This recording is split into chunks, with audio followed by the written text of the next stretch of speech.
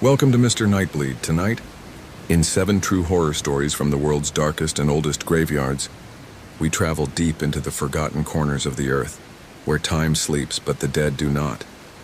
These are the stories buried beneath centuries of stone and silence, haunted crypts in London, cursed mausoleums in Paris, and ancient graves where the air still remembers every whisper. Each account you're about to hear comes from those who've walked too close to the edge. Historians, travelers, and caretakers who've seen things no living soul should see. In places where even the wind dares not linger, they've found proof that death is not always the end. My goal this month is to reach 3,000 subscribers. Almost 90% of viewers listen and vanish without subscribing. Don't be one of them. Join the darkness. Subscribe now. Before we begin, tell me in the comments where you're watching from and what hour of the night it is for you. And if there's an old graveyard near you that makes your skin crawl, type its name below. Because when the gates close and the candles go out, the oldest graves remember who's still walking above them. Kill the lights, silence the world, take a slow breath, and let us begin.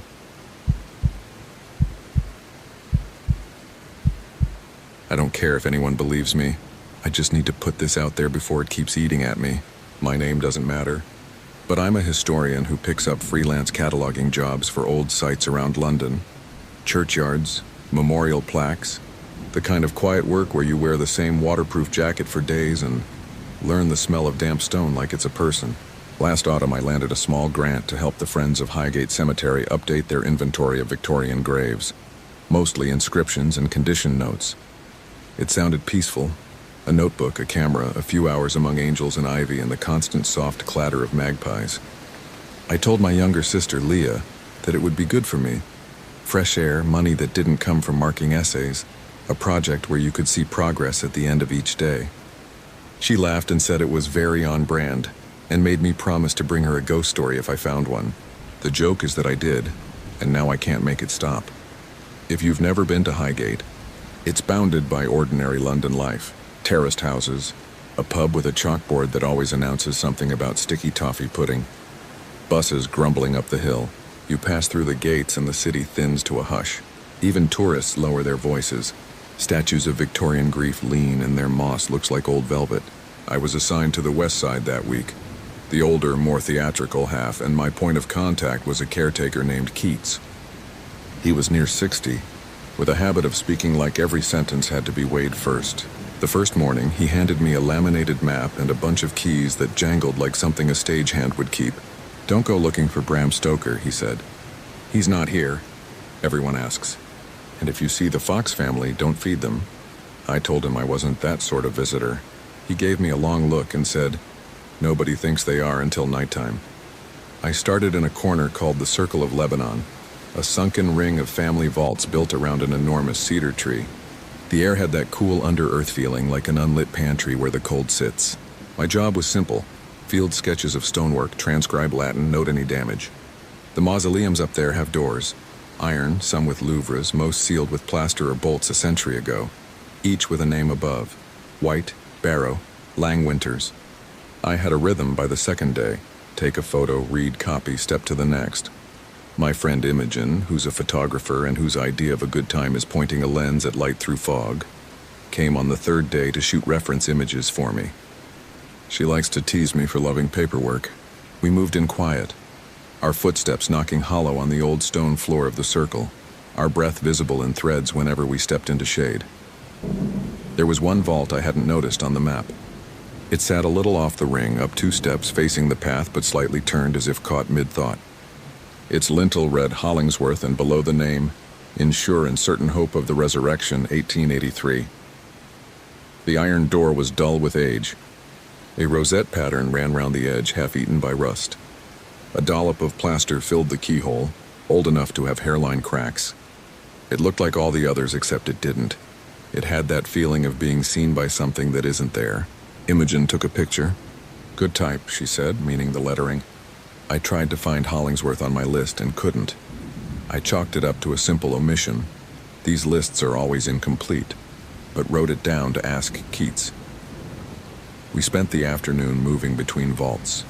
I read aloud sometimes because it helps me hear mistakes in my transcription. On a whim, I said, in the general direction of Hollingsworth, "Beloved husband and father, Samuel Hollingsworth, sealed in 1883. Imogen laughed and told me to stop giving addresses to the dead, that it was rude.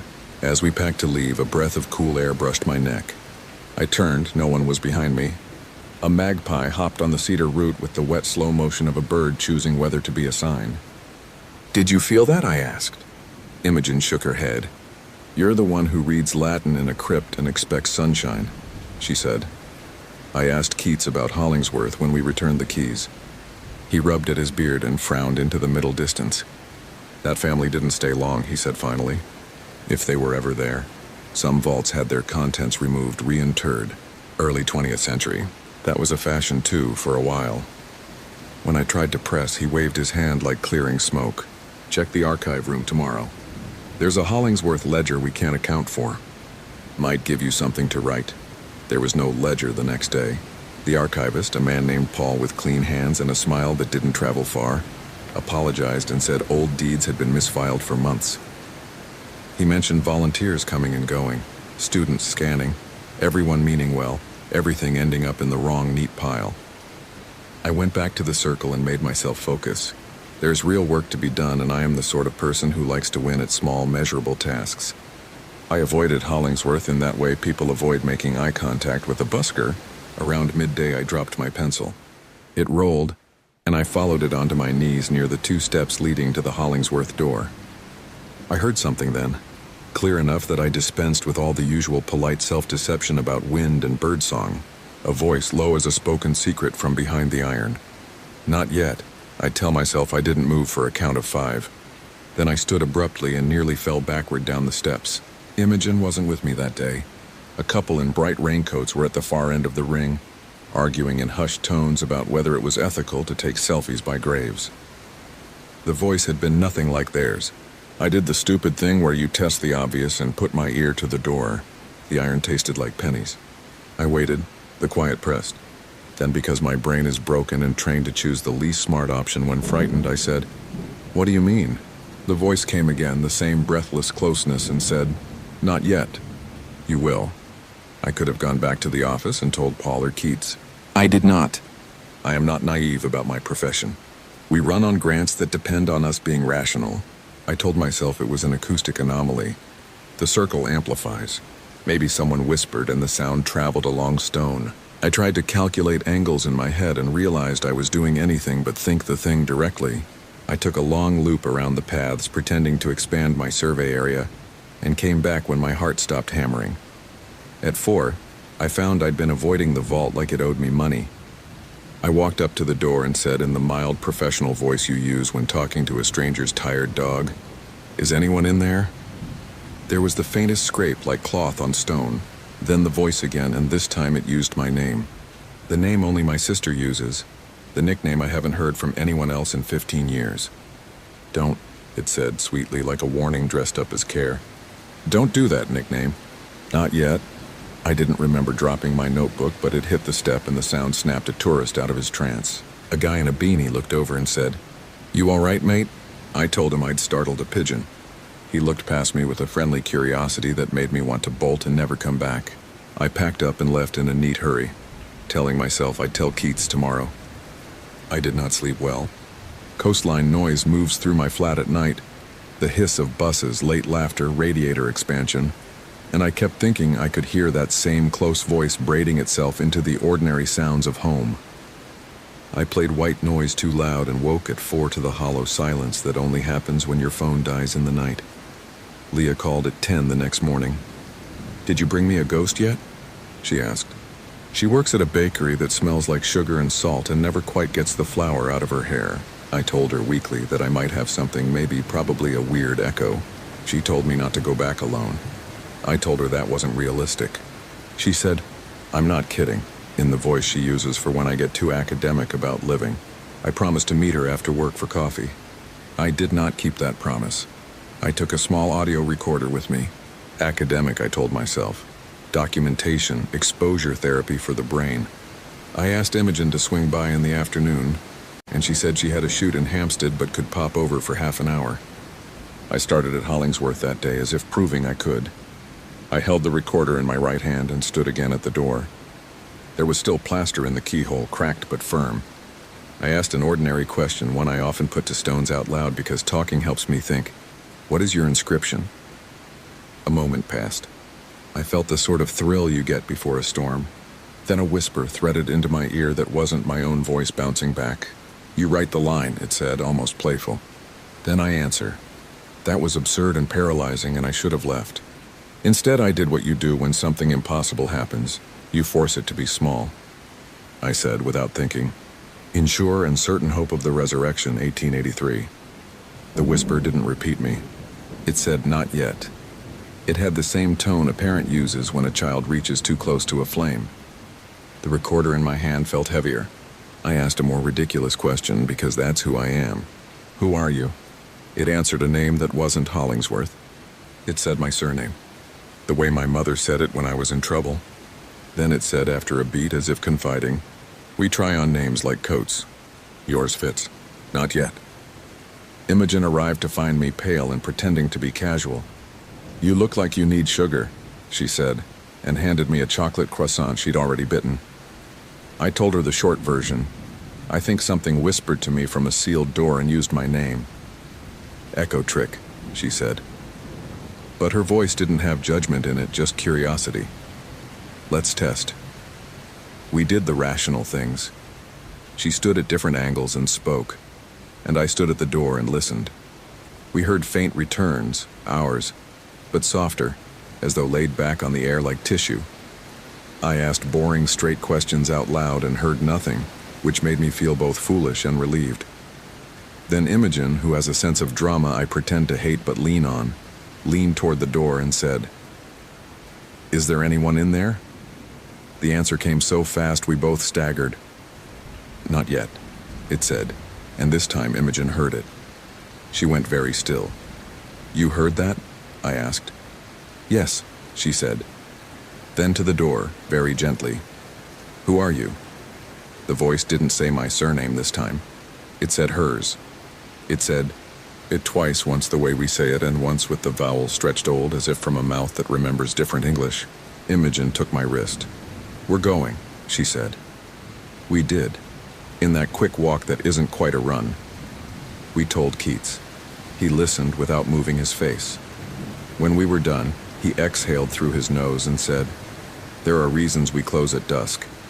I asked him directly if the Hollingsworth vault was accessible. He said no, sealed in 1883, never re-entered. And the paperwork would bear that out if the paperwork hadn't been eaten by a flood in 57. He would not remove the plaster. People think old things are like museums, he said. They're not. They remember. We leave some doors shut because we like sleeping. He locked the keys away with a softness that felt like a warning. Imogen squeezed my arm and went home. I sat in the archive room pretending to look up stone decay rates and listening to my own recorder in my lap with headphones on. There were long sections of nothing, just the tick of the device. Then, faint as a thought, my voice asking, What is your inscription? And the reply close and clear, You write the line. I scrubbed back and forth to be sure I wasn't willing it. It was there. On the recording, when Imogen asked if anyone was in there, I heard, not yet, like before. And underneath it, if I turned the volume up, something like a second. Voice murmuring the same words a beat behind, as if repeating itself through a longer corridor. If I were sensible, the story would end with me resigning the job and buying Leah dinner. Instead, I let the arrangements of my life carry me into evening at the site. Keats asked me to lock the small side gate on the west before going. I said yes automatically. The light fell fast in that greenway London has where everything turns the same soft blue. I did the gate, came back past the circle, and stopped because the air had that feeling of being less alone than you think. Another caretaker, a younger, one I'd met twice named Arif, was finishing his rounds. You're the historian, he said. Heading out? Yes, I lied. We were both brittle with polite end-of-day niceness. He touched the brim of his cap and went his way. I stood there like a fool and told myself to leave. Then I heard my sister's voice from behind the Hollingsworth door. Clear, warm. Hey, it said. Hey, nickname. It's fine. Come help me. I turned fast enough to make my neck click. It was Leah's voice. Not sort of like. Her voice. The exact shape of it when she answers the phone with her mouth full of pastry. She doesn't come up to Highgate. She was working a late shift that night because of a big order. I knew that because she'd texted. I stared at the door until my eyes prickled. Leah? I said, hating myself. Nothing. It's a trick, I said aloud to the air, to my own shaking hands. Then not Leah, but my mother's voice, dead 12 years, said my name the way she did when I was small and muddy. I stepped up the 2 stairs without meaning to. I put my palm to the iron. It was cold enough to ache. From inside, no, from behind the iron, but not from within a room exactly, there came a slow breath like someone had leaned to the keyhole and sighed. The plaster in the hole was cracked into a spider web. For a stupid second, I thought about picking it out with my keys. I did not move. I'm grateful for that in a way I can't explain. Arif's radio crackled somewhere out of sight. A fox screamed. In the trees with that human cry foxes have that ruins your backbone. I stepped back. The voice that had used Leah, that had used my mother, spoke again in the first tone. The not-quite voice. The one that sounds older than the place itself. Not yet, it said. We are not done writing. I left then, not with a run. Running in places like that feels like consenting to panic, but with a steady walk that tried to mimic the gait of a confident person. On the path, I passed a young couple holding hands in that doubled way that says they're sharing a single sleeve. The girl said softly, "Did you hear singing?" The boy shook his head and kissed her hair, and I felt a cold anger at the place for being so beautiful while doing whatever it was doing to me. I dreamed bad dreams that night, but not the dramatic kind. Paperwork dreams, biro that won't write, doors that look like cupboards in houses you no longer live in. I woke at 3 to a sound like someone speaking in the flat hallway outside my door. A male voice murmuring words too softly to catch. I lay there and counted heartbeats and tried the thing where you hold your breath so you can tell if it's your own blood you're hearing. The voice went quiet. A minute later, my phone flickered to life. Some glitch, some ghost of charge, and lit the room with the kind of light that makes you think of fish. No notifications. I sat up. The flat was the flat. The radiator clicked. Somewhere downstairs a drunk laughed and coughed. I fell asleep with my shoes on. I told Leah everything the next day and watched her toggle between, "You're winding me," up, "You're not well, and I believe you because I have always believed you first." She came with me to Highgate. She's not easily spooked, and she has a way of being quiet that feels like a form of protection. The staff know me well enough now that nobody fussed when I said she was with me. We stood in front of Hollingsworth at noon when the day is big and polite. Leah nodded like greeting a neighbor and said into the old iron, "If you took my voice, you give it back." There was no answer. We waited. She held my hand the way she did when we took the bus home after school, 2 kids pressed into a corner seat. After 5 minutes, she said, "It doesn't get to have me." She meant her voice, her shape in the world. She meant not to leave anything important on someone else's doorstep. She kissed the cold door and laughed because it was too cold, and pulled me away to see the cedar properly. I wanted to love her fearless for 30 minutes like medicine. It worked for 28. We found the Hollingsworth mention later that afternoon in a swelling black-bound ledger mislabeled for another family. It had only a line, "Vault sealed, for November 1883. No readmission. See note in main register." The main register had been damaged in the flood Keats mentioned, but a corner survived. A brown finger of paper where someone had written an apology in a hand so precise it felt like a priest speaking. The Hollingsworth child should not have been left. That was all. The rest tore away decades ago. "Left," Leah said, and the word brought with it 1,000 stupid ideas and an equal number of ordinary, awful ones. We asked Keats if the 2 lines meant anything beyond the obvious. He studied the torn register like a doctor reading a bad scan and finally said, "It means we don't open that one, and you stop talking to it." He wasn't angry. He was tired. There are houses you don't knock at," he added, and that end of things softness came back into his voice. I would like to say I obeyed. I didn't. I kept my distance for 2 days, and then I did something that felt like it would either fix everything or make me someone I didn't recognize.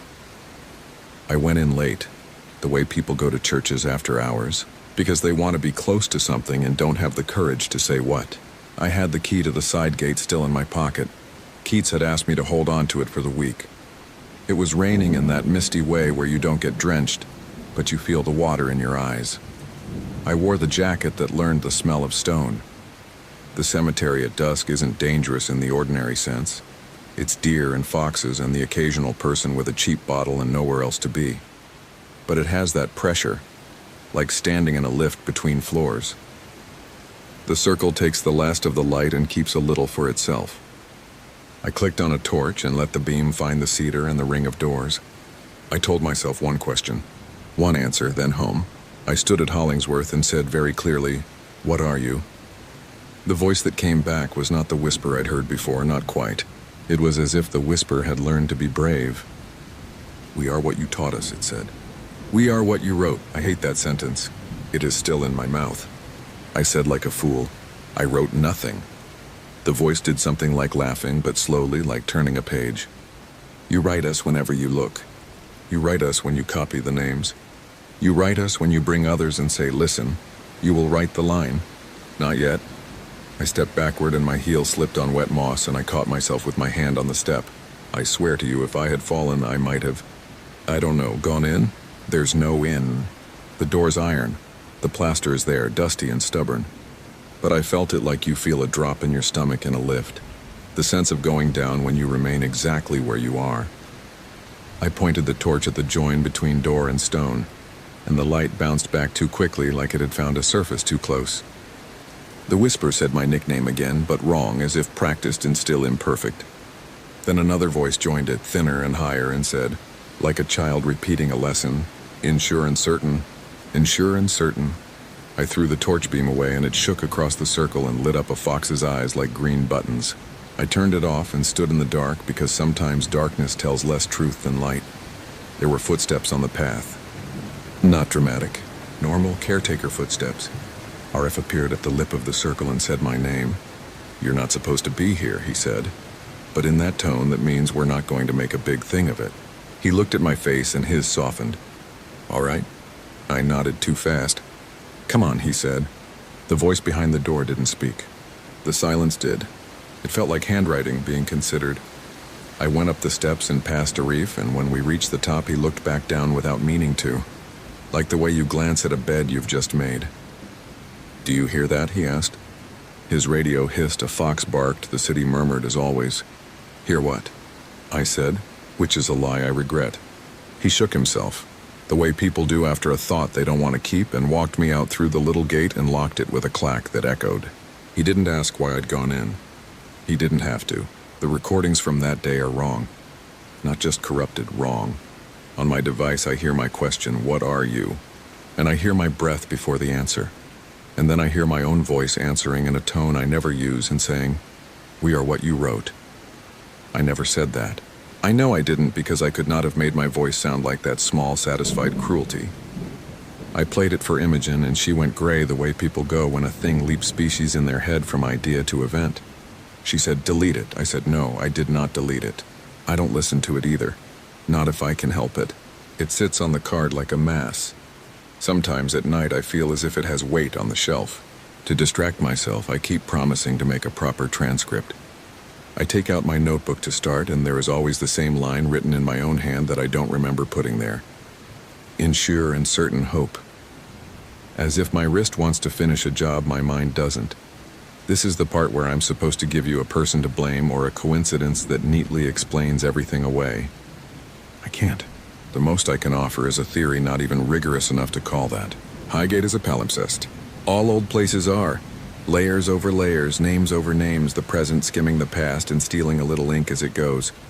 We go into those places with our stories and we lay them down like tracing paper. Sometimes the place lays its old sheet over ours and the lines line up. Sometimes they don't. Sometimes what we look at looks back, not out of cruelty but out of the same curiosity we bring. Sometimes we write more than we know we're writing, and sometimes there is something that waits for the line to be complete. Not yet, not yet, not yet. I still go to Highgate, not as often and not at dusk. I do honest work. I try not to talk to doors. When I must pass the circle, I do it the way you pass a neighbor you've argued with head high and heart thudding, and a small wave you pretend is for the cat. The Hollingsworth vault is as it was. The plaster sits in the keyhole like old icing. The ivy makes modest progress.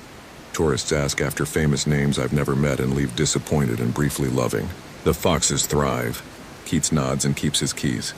Arif shuffles papers and pretends not to see me hesitate.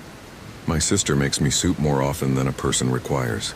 Imogen refuses to walk the circle with me, and instead stands at the cemetery's edge in the good light and takes pictures of the city's roofline and says things like, "Look, that sky. That sky's amazing," because that is what artists do when they choose to live on purpose. 2 weeks ago, someone slid a photocopy under my flat door in the night. There was no note. It was an old page from a register, scaled smaller, the edges of the copy bowed. It read in faded ink, vault sealed, 4th November 1883, no readmission. Hollingsworth child returned to family custody.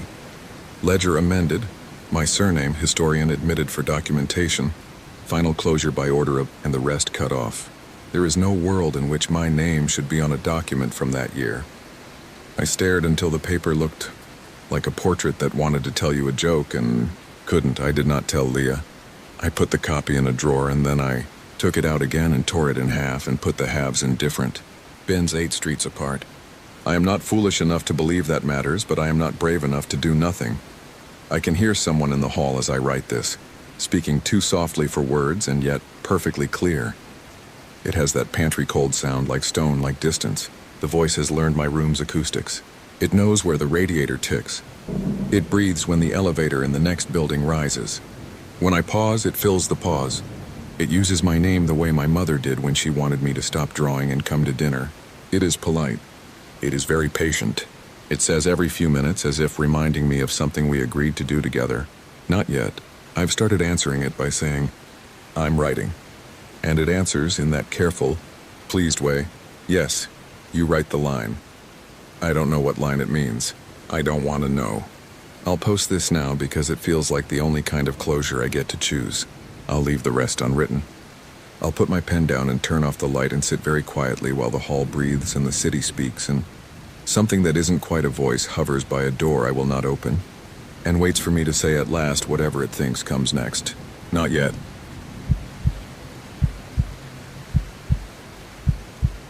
I never planned to type this out, but I can't keep carrying it alone and pretending it's just a good story I tell to friends after a couple of drinks.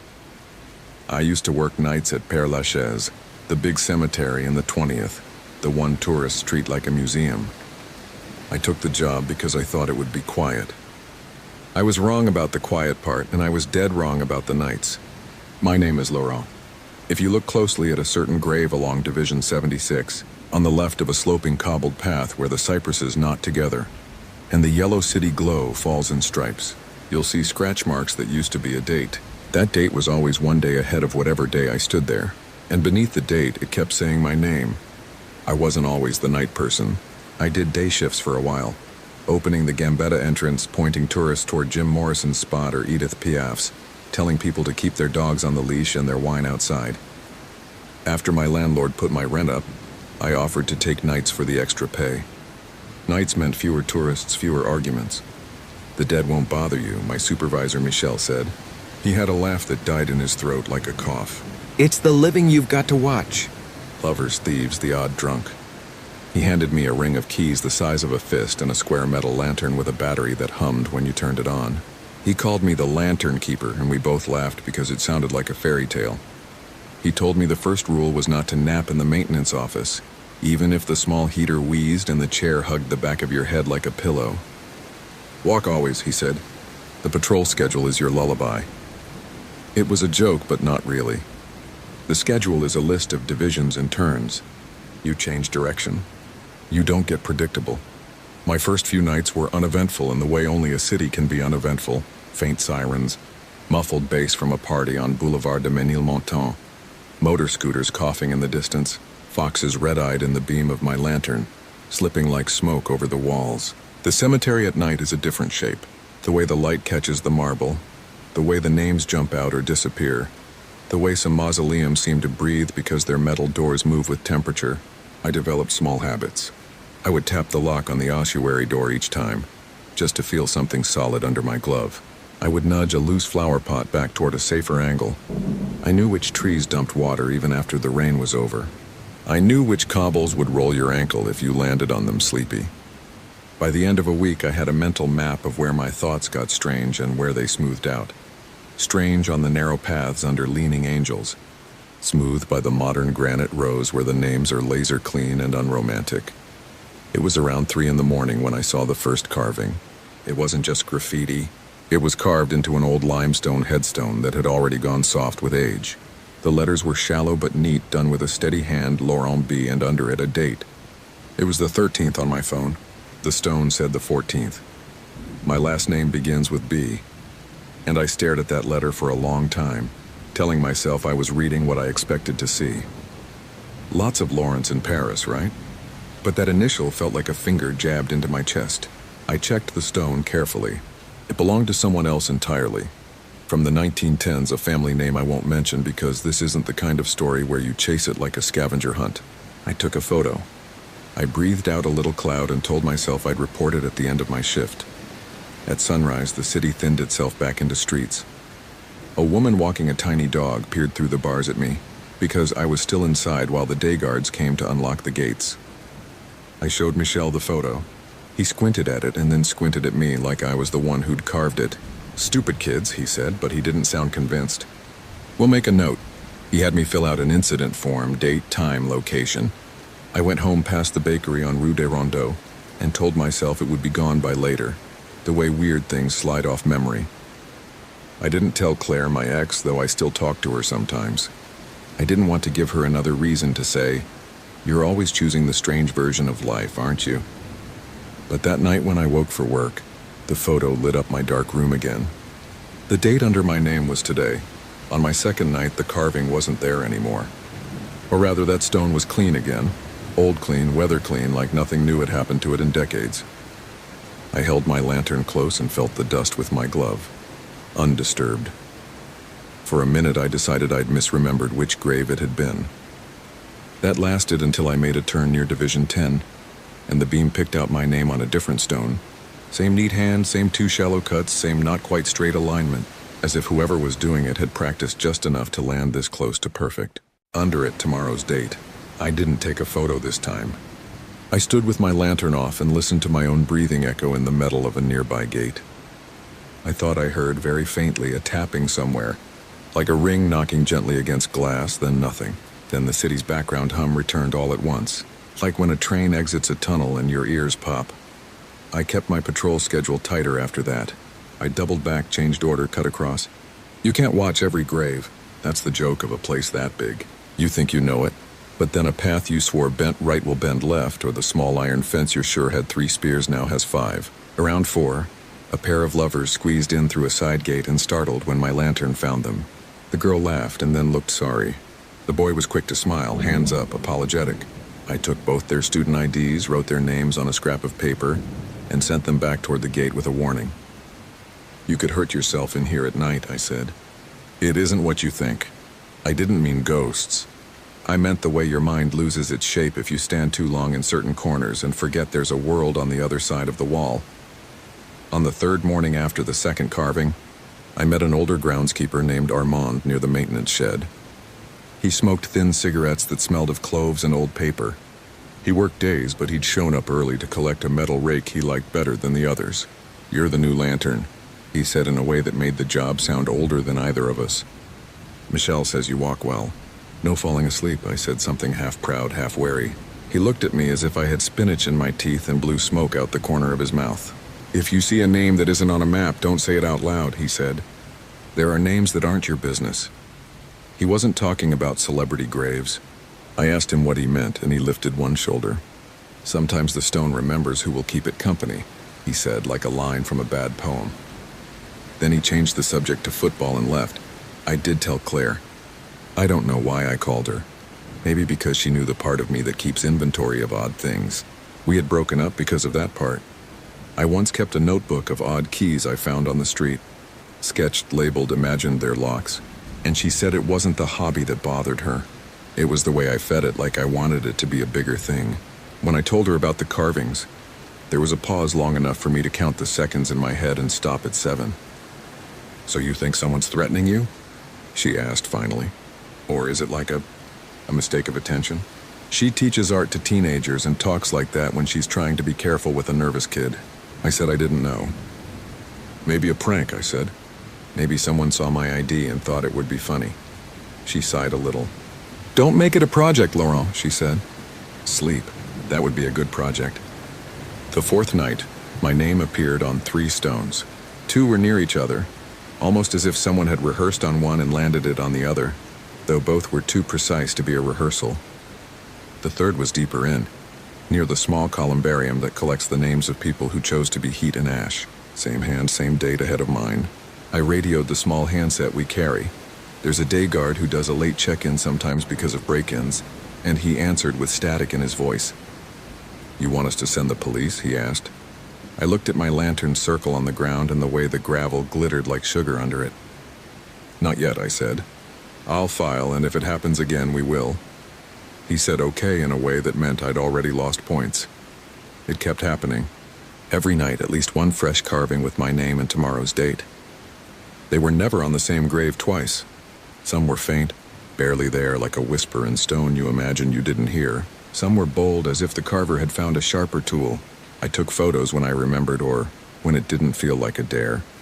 And when I showed Michel, he rubbed his eye with the base of his palm. "We'll get a patrol car to swing by," he said.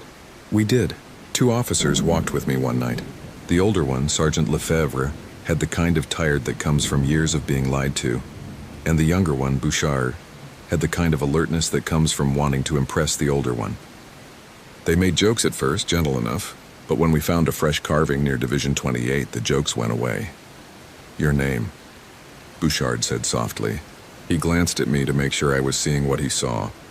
Lefebvre knelt, touched the letters, then stood with a grunt. "Looks like a small chisel," he said, as if he'd taken a class in this somewhere. He clicked his tongue and surveyed the path with the kind of patience most people give to their own kitchens. "We'll make a report," he said. "Check the cameras on the perimeter. And you," he looked at me not unkindly, "you should not walk alone for a bit." I reminded him that was my job. He nodded once. "Then walk like you're not alone." Word got around quietly among the staff. A woman in the office named Nadia slipped me a thermos of strong coffee on my way out one night and said, "Don't pick up anything you didn't drop." She meant notes, trinkets, coins left on graves. People leave strange offerings: metro tickets, guitar picks for Morrison, lipstick on glass for someone they never met. I didn't pick up anything that wasn't keys or my lantern, but after she said it, the rule felt more like law. I don't want to paint myself as more courageous than I am. I got jumpy. I would hear a small rock skitter down a slope and freeze until my heart calmed. I started saying bonjour softly under my breath when the wind moved through the cedars like a coat pulled against your shoulders. It helped to greet the air. It made the empty feel less like a thing that would move only when I wasn't looking. Around this time, a couple of neighbors who live across from the Philippe Auguste entrance stopped me on my way in one evening.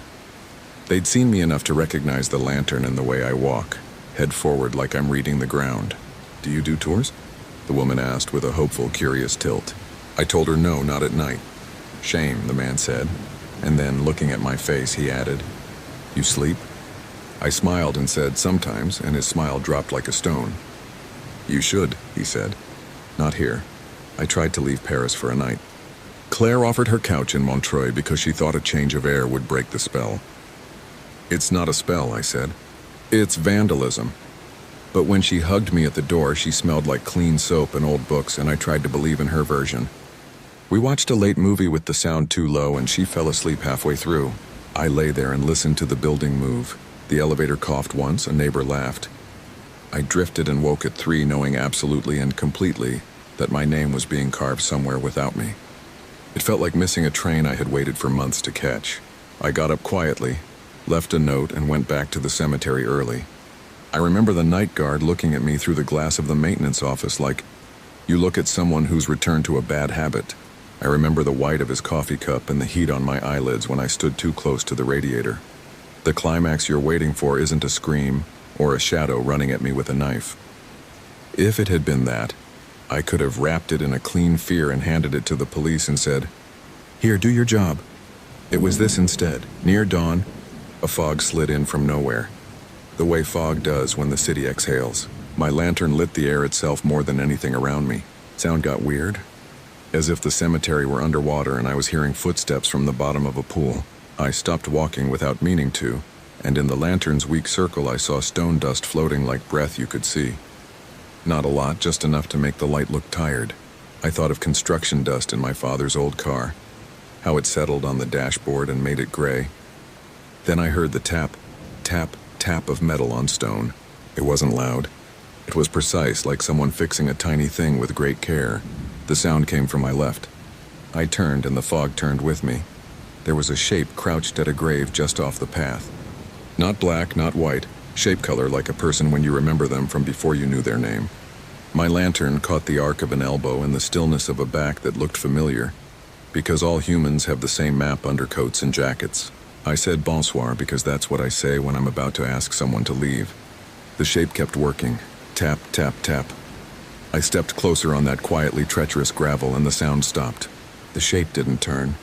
It didn't do anything. It just held itself like a photograph. "Hey," I said, my voice mixing with the fog. "You can't be here." The shape stood slow, not a threat, just the way someone stands when their knees complain. It set the tool down on top of the grave and then, not hurried, not careful, just inevitable, it moved out of my lantern's circle. I followed the sound of it. A whisper of fabric, the bare scrape of a shoe, and the fog closed like a curtain on a stage you hadn't realized was a stage. I swung the light wider and it hit nothing. Not trees, not stone, not a person's face. I listened hard enough to hurt and heard only the city waiting outside the walls. The tool on the grave was a small chisel, the kind you could buy in a hardware store.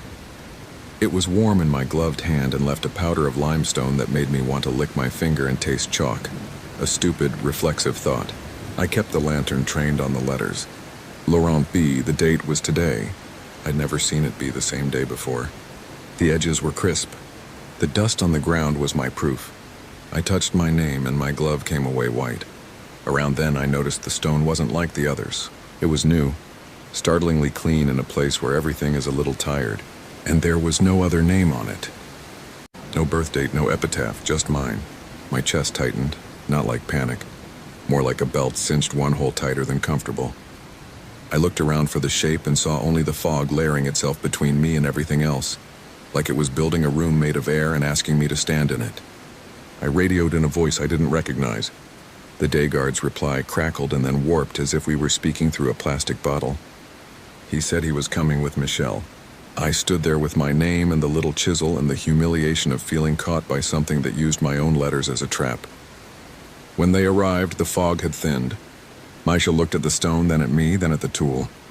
He swore softly, a prayer without a god attached. "Who did this?" he asked.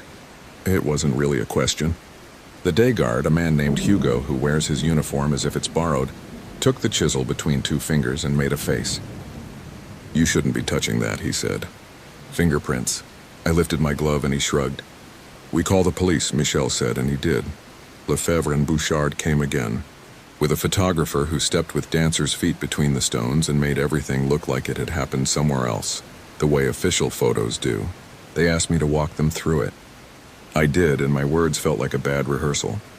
At one point I said, the shape stood like it was used to standing, and hated myself for the sentence. Lefebvre rubbed his forehead and nodded slowly and then asked me all the questions that make up a ritual of reason. Had I argued with anyone? Had I seen anyone? Had I received anonymous messages? Did I owe anyone anything? Had I wanted to hurt myself? I said no, no, no, Rent, and no. The last was an honest answer. I wasn't afraid of harming myself. I was afraid of being matched to a place like a key to a lock. They set a small camera inside the wall near the Gambetta entrance after that, aimed along the path where the fog had become a room for me. It was motion triggered. We looked at a bit of footage the following afternoon. It caught cats, a fox, two teenagers taking photos with a flash that made my eyes ache on the screen, and the thin blur of me passing. It caught the fog rolling in like a slow thought. It did not catch a shape or a person or my name being carved. The stone was old in that footage, and then the stone was new, like a cut to a fresh scene with no actor in between. I didn't quit. I should have. Why didn't I? Because leaving would have been an answer, and I didn't want to answer a question I hadn't asked. Because the money felt like something I could count while the rest of it was counting me. Because the people on day shift started treating me like a rare animal, and I felt important and small in the same breath. Because Armand looked at me one morning in a way that wasn't unfriendly and said, "You're stubborn," as if that were a diagnosis. A week after the fog, Claire came to see me at the gate at dusk. She wore a scarf the color of a robin's egg and bit her bottom lip when she was thinking of how to be kind. "You don't look good," she said, and I said, "I don't sleep much." She asked to walk with me for a little while, just at the beginning, and I told her she couldn't because of the rules, and because I suddenly wanted her to stay outside the story. She shook her head and laughed in a small, sad way. "You've living inside parentheses," she said, "and you think they protect you." We stood there with our breath mixing in the cool, and then she kissed my cheek in a way that rehearsed goodbye without committing to it. "Text me when you're done," she said. I said I would, and I did. The last night before I started writing this, my name appeared on a slate that was flaking at the corners. The date beneath it was tomorrow, and then I looked at the grave next to it, and on that one my name was there too. And that date was the day after tomorrow. I walked the path and counted 10 stones in a row that had my name, each with a date further away by 1 day. 10 days lined up like people waiting at a pharmacy. I stood in the middle of the path with my lantern off and let my eyes adjust. The city's sodium glow wove through the branches and painted everything in half light. I listened and heard nothing except my own small sounds. I took a slow breath and felt the name of the cemetery like a cord in my chest. Père Lachaise. Father, the chair, the armchair. The chair where you sit and wait for the person you've become to catch up. I'm not saying anything spectacular happened after that. I'm saying I spent the rest of my shift walking where the dates stretched forward into a future that felt like someone else's calendar. I'm saying I watched the eastern sky get less black and more gray, and then like wet paper, and then like yourself in a mirror you haven't looked at in a while. I'm saying when the day guards came, I told Michel I wanted to take a few days off. And he looked at me with relief and said, "Good." I walked home past the bakery where a man was loading baguettes into a basket. The smell warm and real, and I told myself I'd sleep until I woke up without counting the hours. I did sleep, but not long. I woke with a small rock of certainty in my gut. The stone with today's date would be clean now. Old clean, weather clean, and somewhere else there would be a new one with my name and a date I don't want to write. This isn't a confession or a warning. I'm not telling you not to visit the cemetery or that you'll see what I saw. I'm not selling you a ghost. I am saying that every morning something was freshly made and then unmade. And each time I stood where my name had been, that place felt like a location on a map that only I carried. I don't know who or what carved the letters. I don't know why the camera didn't see. I don't know why the fog made a room around me. I don't know whether saying bonjour into the moving air ever reached anything. I have the chisel. It sits on my kitchen table, and sometimes when the apartment is very quiet, I hear it shift like metal cooling. I could give it to the police and cross a thing off a list. I haven't, because I don't think that would end it. I think objects that have been used for a purpose retain a little of that purpose, and I don't want to pass that weight to anyone else. Tonight I should be sleeping. Instead, I'm writing this because it's easier to confess to strangers than to look Claire in the eye and say I'm going back. I won't take nights for a while, I told Michel, but I can't leave altogether. I said the words and felt them settle in my mouth like stones. I tell myself I'm going back to reshelve chairs and lock gates and point tourists toward names that belong to other people. That's all. But in the pocket of the jacket I'll wear, there is a dust of limestone that won't brush off. And before I left work this morning, Michel said, "Tomorrow?" And I said, like an idiot, "We'll see." If you go to Père Lachaise and you pass a lantern that doesn't hum quite the way it should, and you hear someone tapping, not loud, not menacing, just careful, you don't have to stop. Most people don't. But if you do, don't say my name out loud. Let the fog do its polite work of closing around you until you remember what you came there for. And if for some reason you notice a date carved shallowly under a name you think you recognize, do me a kindness and keep walking. Don't point. Don't take a photo. Don't turn the lantern off to see if the dark feels fairer. I tell myself that names only have the power you give them, but that's a liar's comfort. Some places remember for us. Some places keep the list. And sometimes when the morning comes, the list is one day longer, and the person it's for can feel the dust still on their hands even after they've washed them twice. I'm going in tonight to make rounds I say are for other reasons. The chisel is on the table. The battery in the lantern is new.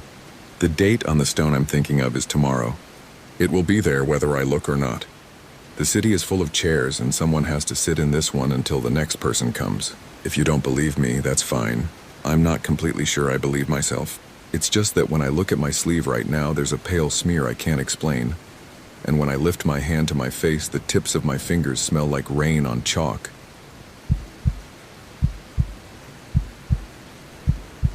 I know this is going to sound like a dumb tourist mistake, but I need to get it out of my head before it gets worse. I was in Edinburgh for 3 nights in late September. The kind of trip where you tell yourself you're going to take foggy photos of stone closes and eat your weight in pies. Not go poking around places with iron gates and warnings about private ground. I'd booked a bunk in a small hostel off Candlemaker Row, the one with the wooden stag over the door and a front desk that sells instant noodles and padlocks. My friend Maya met me there from Glasgow. She's the sort who will read every placard in a museum and then fact-check the placard on her phone. I'm the sort who brings a lightweight tripod and takes long exposures of alleyways at 2 in the morning. The first afternoon we did the usual loop, the Royal Mile, down to Grassmarket, up past the statue of Greyfriars Bobby. The dog already looked wet, even though it wasn't raining. The sky was that pearl gray Scotland does like it's a talent. We ended up in Greyfriars Kirkyard because you can't not. The church stands squat and tired, and the stones lean with the kind of permanence that makes you feel temporary. Tourists moved like slow fish around us, reading names. Somewhere a car alarm hiccuped and stopped. A guide with a green scarf was gathering a ghost tour near the gates. She had that storyteller's voice even when she said, "Right, form up please." The A clipped, the smile too practiced to be fake. "Morag," she said when I asked her name. "You're welcome to join later, but the last stop is shut just now." The last stop was the Covenanters' prison, which I only knew because I'd read about it that morning, and because there was a sign on its gate. Private. By order of the city of Edinburgh. The padlock on the gate didn't look new. It looked like it had always been there. If you don't know the history, it's basically this. A lot of people were held there in the late 1600s under awful conditions, and it never entirely settled. That's the polite version. The impolite version is the one Morag hinted at between points of interest, that there's something in the air back there near Mackenzie's tomb that likes attention and sometimes takes more than it's given. We took the tour anyway. It was the kind with jokes to break the tension. Morag calling the Kirkyard Edinburgh's most reliable landlord because it never kicks anyone out. But once she led us toward the far corner, the jokes ran out. The crowd thinned the deeper we went. A Japanese couple stayed close, whispering, holding hands. A student in a varsity jacket drifted to the back with the other guy who looked like he'd lost his friends to a pub. Maya walked a step ahead of me, looking more curious than nervous. The light did a weird thing out there. It wasn't yet sunset, but the pathway under the trees dimmed like the contrast had been turned down. Morag stopped at the gate.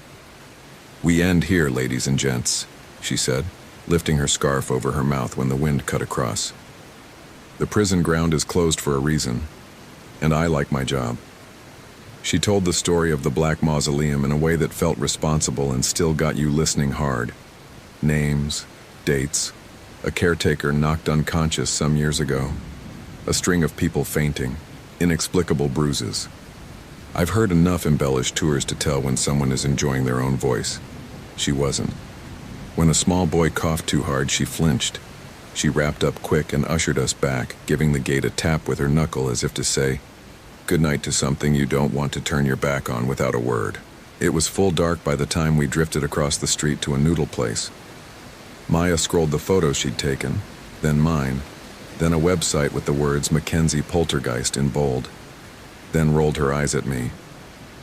"We are not going back there," she said. "We don't even have to say it. We are not going back there. The problem is my brain has a latch that flips when someone says, 'not.' It catches and holds. I slept badly in the top bunk, listening to the hostel's plumbing hiss and settle. At around 1:30, I gave up. The streets outside were quiet enough that my footsteps sounded like someone else's. Edinburgh does that to sound, amplifies it, then swallows it when you turn the corner. I had my camera slung, my cheap tripod folded under my arm, and a head full of excuses. Just the churchyard, I told myself. Through the gates, a couple of long exposures, then back. I didn't even bring the room key because Maya had it, and I didn't want to wake the desk guy. I figured I'd buzz when I returned. I passed the statue of Bobby. Someone had polished his nose again, and turned into the kirkyard. It is not closed at night, which is either merciful or unwise. My breath showed in pale puffs. I set up near the church to get the sense of the stones as silhouettes, the way they made the city's lights look like something far away underwater. My camera's intervalometer ticked, a tiny sound. Frames crawled into the card. I moved slowly, careful with where I put my feet. Once a gull screamed like a thing being pulled through metal and shut up. Somewhere farther off, a door slammed. I didn't think I was going to walk all the way to the back. I didn't decide it exactly. It felt like drifting along a current you only notice when you try to swim. I kept telling myself that the prison gate would be shut and that would be end of it. The fact of the padlock would be like a grown-up in the room. When the path narrowed and dipped a little, I stopped and told myself I'd take a final shot from here and turn around. That's when I heard the click. It was a small sound, not the heavy clunk of a padlock opening, more like a fingernail on metal. Then the faintest scrape. I stood there trying to convince myself it was a fox. The air around me had that drained feeling, colder not in temperature but in spirit. I know that sounds dramatic. It felt like winter's rehearsal. The gate was another 30 paces along. I could see the faint shape of it, the way iron picks up every little bit of stray light and pretends to glow. I aimed the camera instead, zoomed, focused manually because the autofocus hunted and failed. The padlock was there in place, dull. I took a shot. My shutter smacked the quiet like a door. Then something brushed the back of my jacket at shoulder height. I spun. No one. My brain flipped through reasonable options like cards, a twig, my bag strap shifting, my imagination catching up to my heartbeat.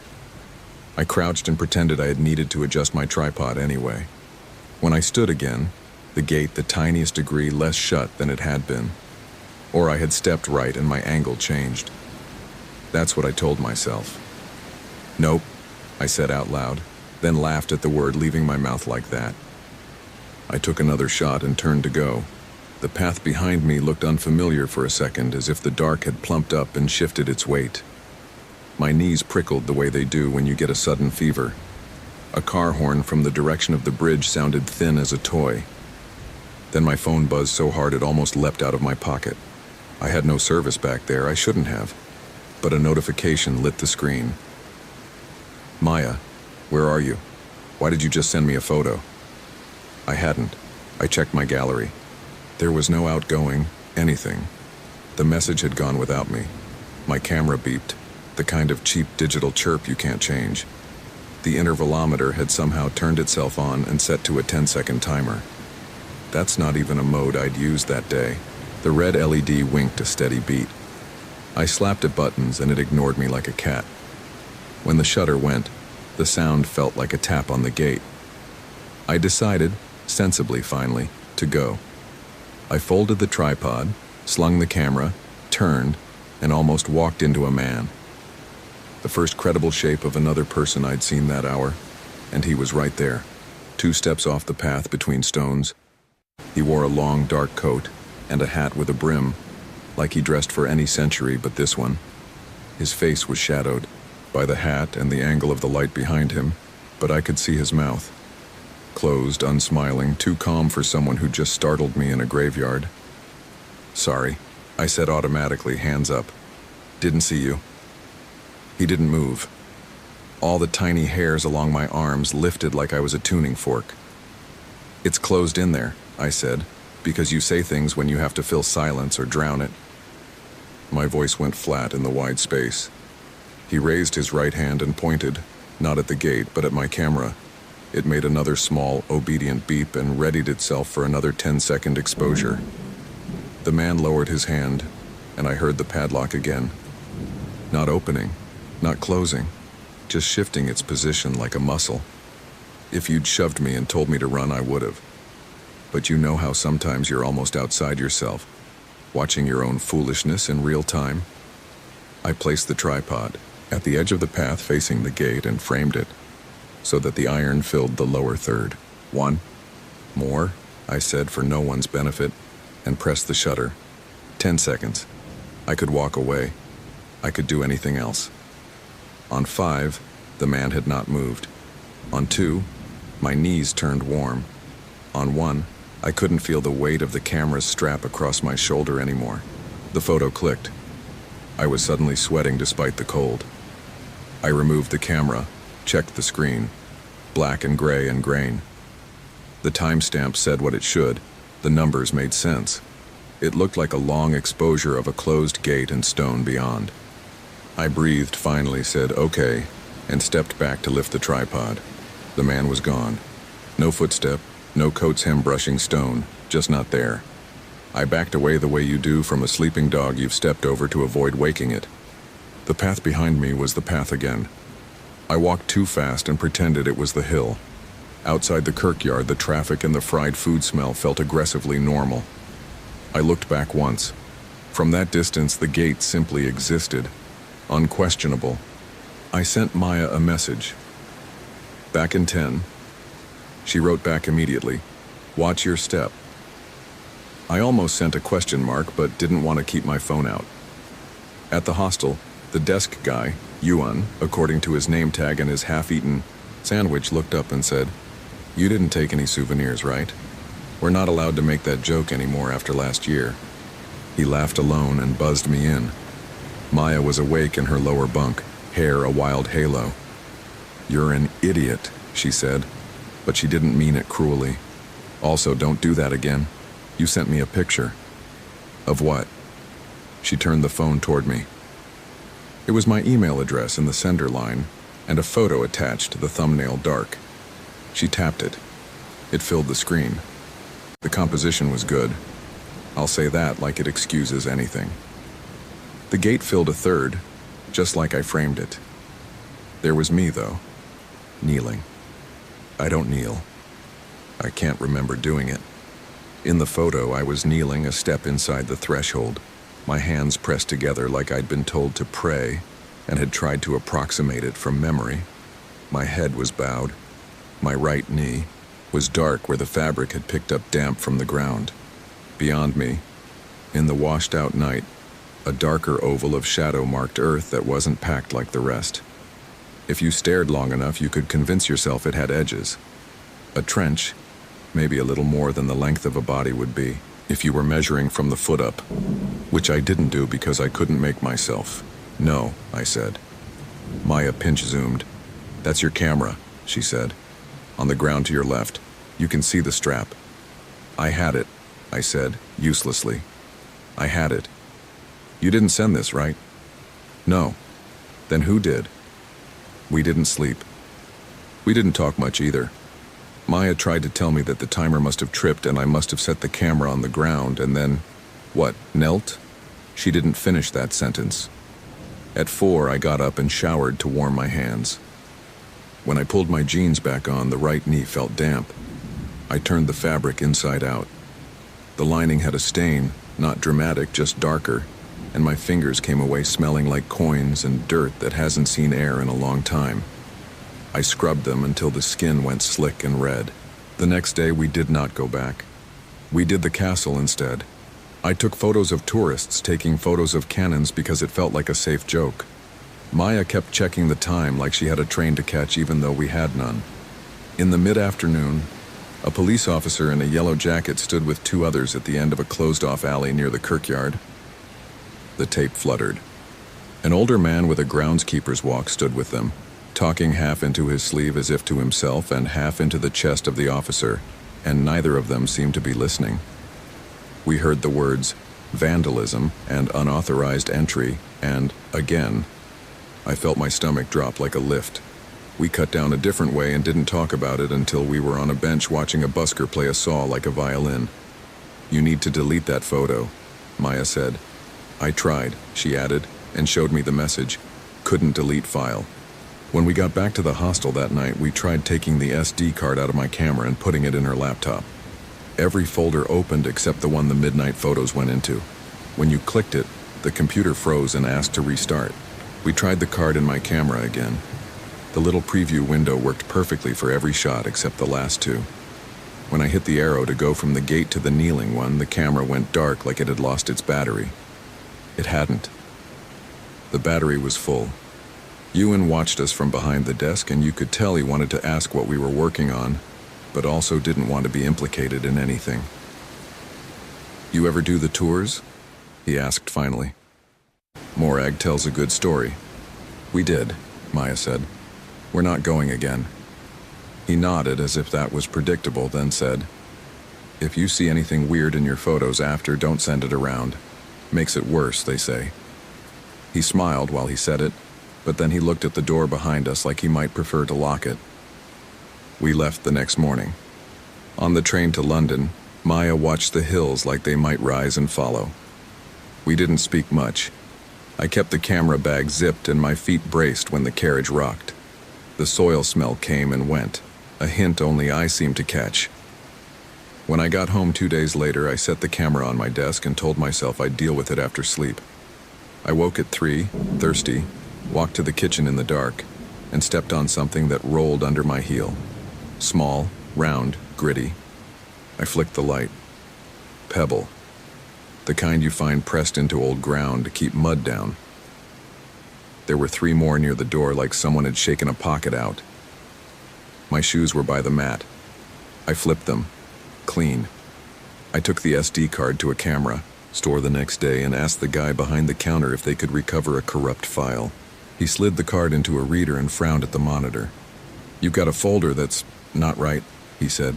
"Could be a bad sector." He tapped the desk with an ink-stained finger for a few seconds while lines of code scrolled. "We can try cloning it." He hooked the card up to something that looked like a medical device for plastic and silicone. It hummed. "We'll call you if we get anything," he said. He called me 3 hours later and said, "We got one." I went back. He had the photo on a big monitor, huge enough that the pixels softened the edges a little. It didn't help.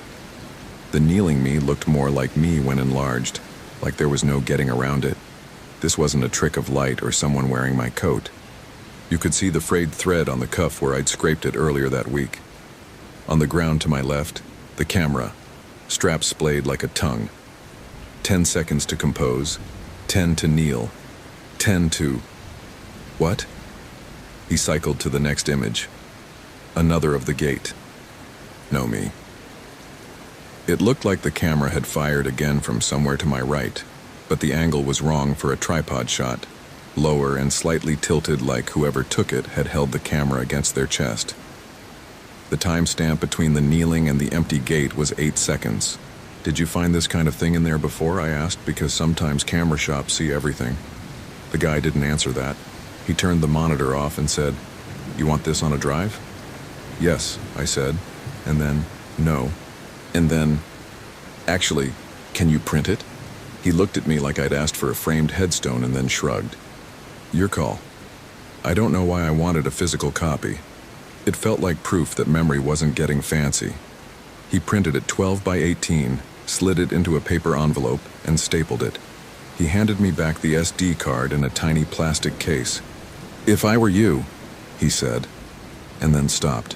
"Just don't take it back there." "I don't live there," I said. "Doesn't matter," he said in a tone that pretended to be light. "The envelope sits in my closet now. I haven't opened it since the day I brought it home. Sometimes, though, when the heat kicks on and the vents cough once, I think I hear the sound of something thin on metal. That small, not quite click." A week after I got back, Maya texted me a screenshot of her phone's health app. The step counter registered a short walk at 2:14 A. "I didn't get up," she wrote, "I swear." That same night at 2:21, my doorbell rang and then stopped. before my intercom could wake fully and show me a gray, grainy square of empty stoop. When I reviewed the footage the next morning, the motion alert's thumbnail showed nothing. The video itself showed nothing. The audio carried a soft drag, like someone pulling an iron chain lightly across a stone and then letting it go so it doesn't clink too loud. 2 days after that, I found dirt under my fingernails even though I'd done nothing dirt requires. The kind of soil that packs fine and dark, the kind that remembers. I sat in my bathroom and dug it out with a little metal tool and flushed it, and then scrubbed and scrubbed until my hands looked like I'd been out in winter without gloves. The smell didn't leave until later when I woke again at 3 with the taste of iron in my mouth and my knee hot, like I'd knelt on a hearthstone. I don't go into cemeteries at night anymore. That sounds like a moral stuck to a story, a lesson I learned. It's more like an arrangement. If I walk past the gates of any place with stones and names and a quiet deeper than the city around it, I keep my eyes on the pavement and I keep moving and I put my hands in my pockets so they don't lift the latch without my permission. I don't use my tripod now either. I shoot handheld or not at all. I bought a different camera, not because I think technology keeps anything out, but because the old one felt like a door I'd already opened once by mistake. I kept the SD card in its plastic box in my desk drawer until last week, when I went to throw it out and found it wasn't in the box. I don't know where it went. I don't know why the empty box smelled like wet cloth and pennies. Yesterday, a friend posted photos from Edinburgh. Tourists at the castle, a piper near the bridge, the same shiny-nosed dog, and I scrolled faster than a person who isn't bothered would. The last photo was a long exposure of the kirkyard taken over a wall from the street, blurred lights haloing the stones. In the lower left corner, there's the hint of an iron gate, out of focus, a black lattice against gray. When I pressed my thumb and forefinger to zoom, the photo snapped back to small and the phone closed the app like it was tired. Maybe that's nothing. Maybe I want there to be nothing so badly that I'm making it into something.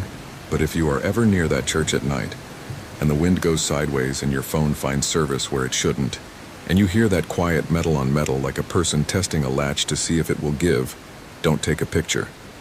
Don't set a timer. Don't kneel, even if you're sure you won't. Especially if you're sure.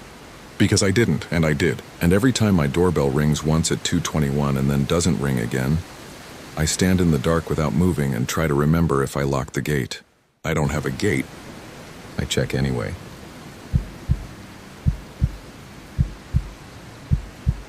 I hesitated for a week before typing this because it feels like I'm breaking a promise and I'm not even sure to whom. Maybe to the people who trusted me with keys. Maybe to the city itself. My name doesn't matter, but I work with audio. Field recordings, ambient soundscapes, the kind of stuff most people skip in a playlist. I'm the sort who hears a refrigerator hum and starts counting the beat. I'm from Buenos Aires originally, though I left years ago. I came back this past spring to help my dad after knee surgery and to finally close the apartment my grandparents left us. While I was here, I started chasing sounds again. The city had a different throat now. New buses, more motorcycles, fewer payphones, the same parrots in the jacarandas. And then, because I am the sort of idiot who thinks rules don't apply to microphones, I pointed my curiosity toward La Recoleta Cemetery. If you've only seen photos, you don't know the half of it. Recoleta isn't a quiet park with graves. It's a small marble city with alleys and corners and glass doors that stare back at you. Cats wander like they own the place. The sun hits those white crypts and you feel it reflect into your eyes. Tourists whisper even when nobody asks them to. I used to walk through it with my grandmother when I was a kid. She'd bring a small cloth to wipe dust from names she recognized and leave candies on shelves, as if the dead would sneak a taste after we left. She taught me not to step on the thresholds. She told me everyone's voice echoes longer among stone. On a Wednesday afternoon in April, I ran into Mariella near the gate by Junin.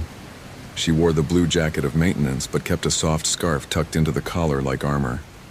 She had a jangly ring of keys and the stance of someone who'd been on her feet since dawn. I recognized her from years before. She'd been there a long time. "Otra vez en casa?" she asked, smiling.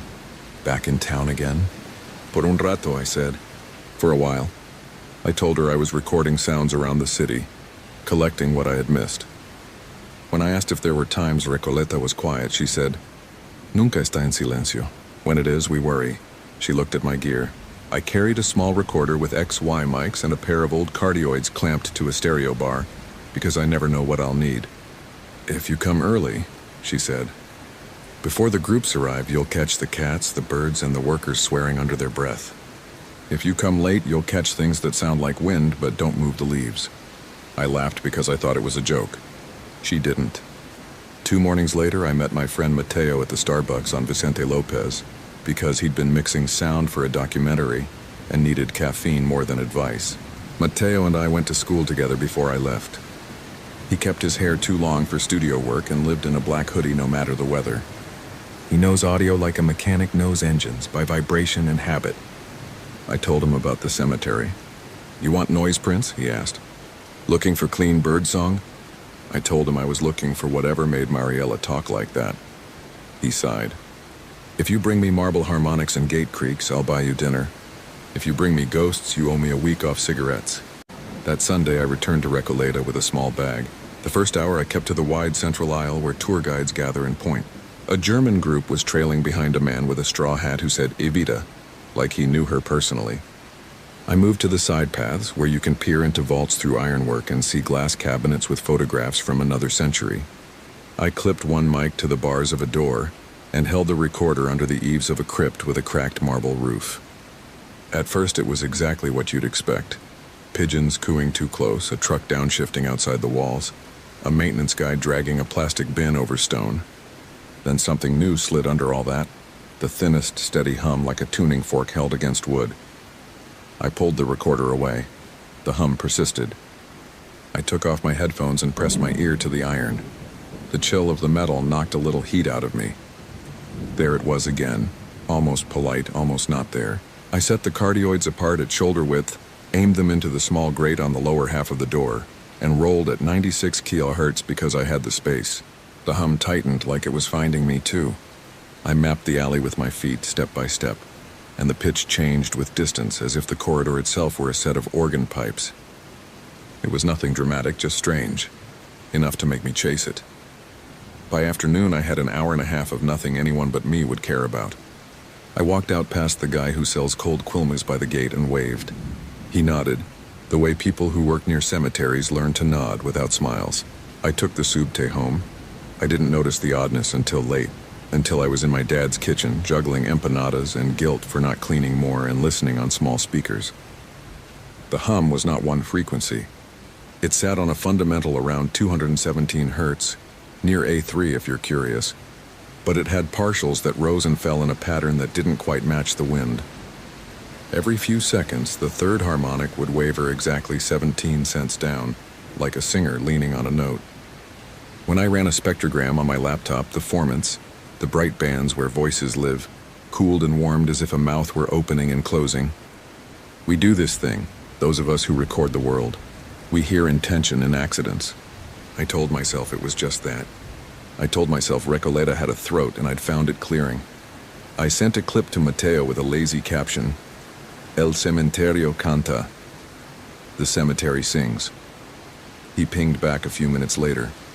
You're messing with me. I'm not. He asked for the raw file. I sent it. The next afternoon he called. I did a quick match, he said. Don't get excited, but those formants, they look like speech. Vowels, not just random noise. It's nonsense, no consonants, but the mouth shapes are real. From what? I said. He was quiet for a beat. From someone with a deepish voice who used to smoke. Female or male could be, but older. It's stupid. I'm sending pictures. I opened his email and looked at side-by-side spectrograms. My Recoleta hum on the left and a reference he'd pulled from an old interview with a singer from the 60s. The kind recorded in a live room with too much tile. The reference showed long horizontal bars for ah and o sounds. Mine had blurry cousins of the same. It wasn't proof of anything. It was enough to make me think about Mariella's scarf tucked in tight. I went back the next morning with permission. I didn't sneak. I asked Mariella.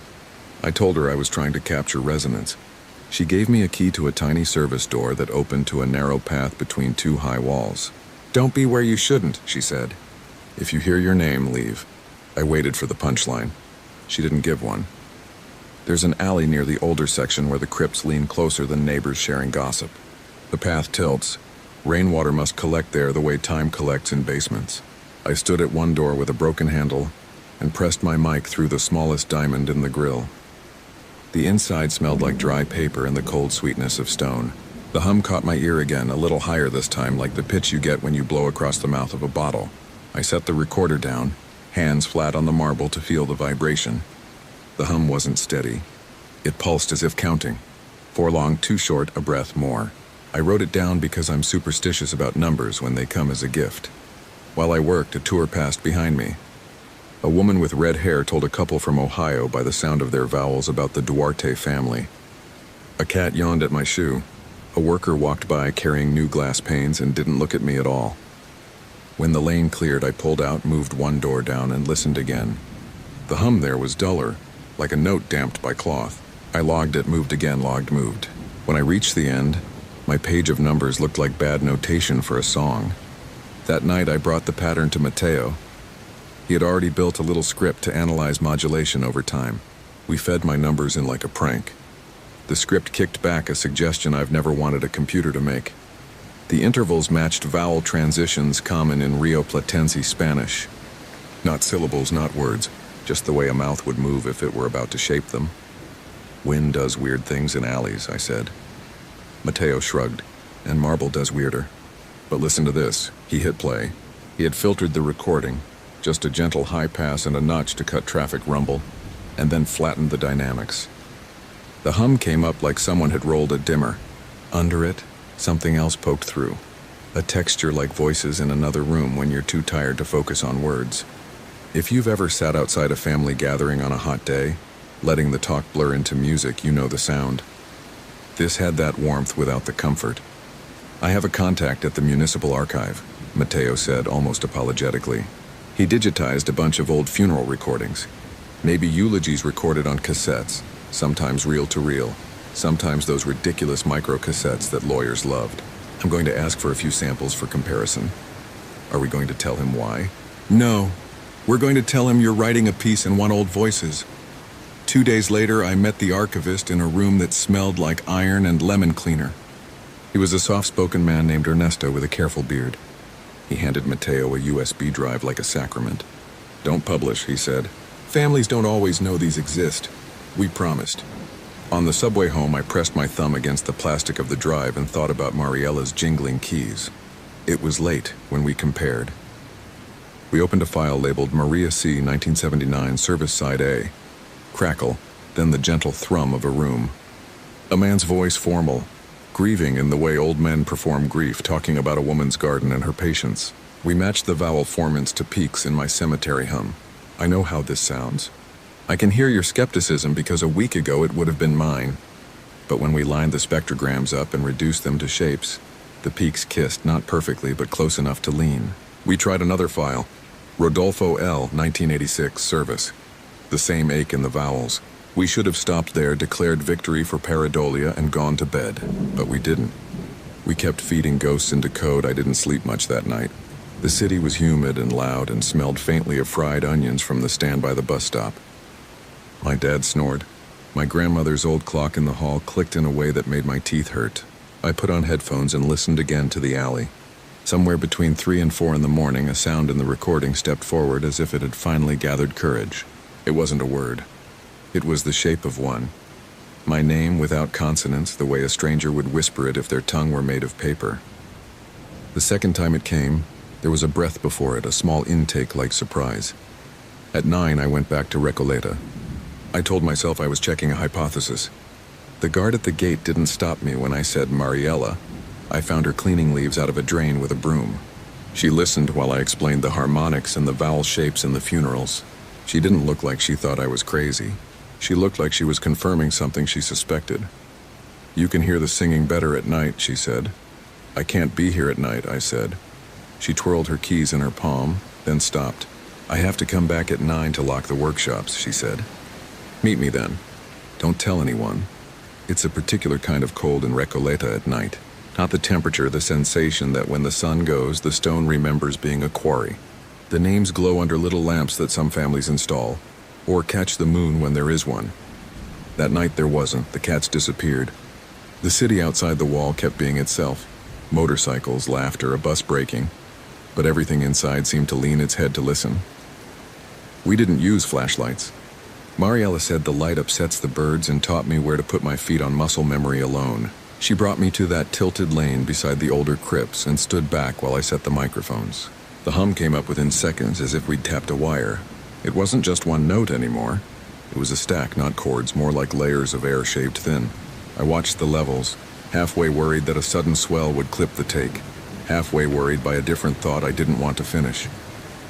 The sound had a pattern, not just rise and fall, but a call and response. Somewhere far in the network of corridors, something would tighten, and then here, like an echo, another line would lift. "Do you hear it shape words?" I whispered. Mariella shook her head. "I hear the names in the morning after." In the dust, we stood for an hour. Once, Mariella pointed, and we saw a small procession beyond the corner. 2 men in dark suits, a woman in a coat too heavy for April, a priest in a collar. They moved without speaking. When they passed, they left no scent of perfume, no squeak of shoe leather, nothing. I made a mark on my log and pretended I understood anything. Toward the end, the hum drifted down into a warmth I can only describe as intimate. The way a room hums when your family is in it, and someone is telling a story you know by heart. The recorder felt warm under my hand. At minute 47:12, the entire lane tightened like a throat. The fundamental slid up 2 semitones. The layer above it shook and settled back. And then, without consonants, something said a name. Not mine, Isabella. The A was open and sad. The I was pinched like someone used to singing. My aunt's name is Isabella. She is alive. She lives in Flores. She makes terrible flan. I did not tell Mariella that. I just whispered, "You heard that?" And Mariella nodded and crossed herself, quick and embarrassed. We left at 11. Outside the gate, the cold beer man was packing his plastic table. He didn't look up. I walked the long way home because I felt too watched to take a straight line. On Las Heras, I passed a cop car idling with the windows down, and a pair of officers telling each other jokes they didn't want to laugh at. On Callao, a guy played de música ligera too fast on a guitar with one missing string. I wanted real voices to clean my ears. The next day, Mateo came to my dad's place with media lunas and a look I didn't like. He set down his laptop and said, "I ran another comparison. You're not going to be happy. Tell me." I grabbed a clip from Radio Nacional, a late-night call-in show from the 80s. There's an old caller named Isabella. She says "Buenas noches" in this exact shape. He tapped the screen and showed me 2 spectrograms, my night hum and the caller's greeting. The peaks in the formants lined like lattice. The data told a story it couldn't possibly know. "There's more," he said, and I realized he'd held it back as if he wanted to be kind. "I isolated a whisper at the very end of your take. I think it's you." "I didn't speak," I said. "You breathed. Everyone does, but this is your mouth. The way it forms the vowel in your name when you say it in English. You know how you round it? It's that. Only the timing is wrong." "How wrong?" He looked at his screen like it owed him money. "The metadata on the file says the whisper comes from a frame that doesn't exist yet." "I know that's not how files work, I know. But it's offset by 3 minutes and 8 seconds past the end of the recording. When I extend the analysis window into the silence, there it is. Your breath. Something that sounds like you saying, 'I'm here.'" I wanted to tell him it was a buffer error. I wanted to blame a plug-in, or my cheap SD card, or the fact that the building's wiring was old and the fridge clicked like a metronome. Instead, I told him the truth that scared me more. I think the cemetery sang my aunt's name. We went back that evening because fear in me has always worn the costume of curiosity. It was raining, a thin mist that slicked the stone and made the names glisten as if they had fresh varnish. Mariella met us by the workshop. No scarf this time, her hair tied back. "2 minutos," she said. 2 minutes because the weather would close the place and she didn't want to explain. We moved fast to the alley, set the mics with fingers that fumbled more than the cold should allow. The hum came like a polite cough. It built again, the same braid of layers. Mateo watched the screen, not the crypts. At minute 04:23, he raised a hand like a conductor, as if he could tell the sound to wait. He pointed at the spectrogram. Peaks were forming the way dew forms, everywhere at once and individually small. They tallied into shapes we recognized. That's the horrible part. We can tell ourselves myth or math. The picture is the same. The sound swelled, not louder, just closer. I felt an urge to lean toward it, like when someone uses your name in a crowd. It shaped an O that felt like a mouth around your knuckle. It held that O too long, and all the air between the crypts seemed to agree. Then, without transition, we heard the tail end of a sentence that began elsewhere. Breathy and urgent, and Matteo flinched away from his own speakers. It was my voice. It was the frayed edge of "I'm here," and I hadn't said it, not yet.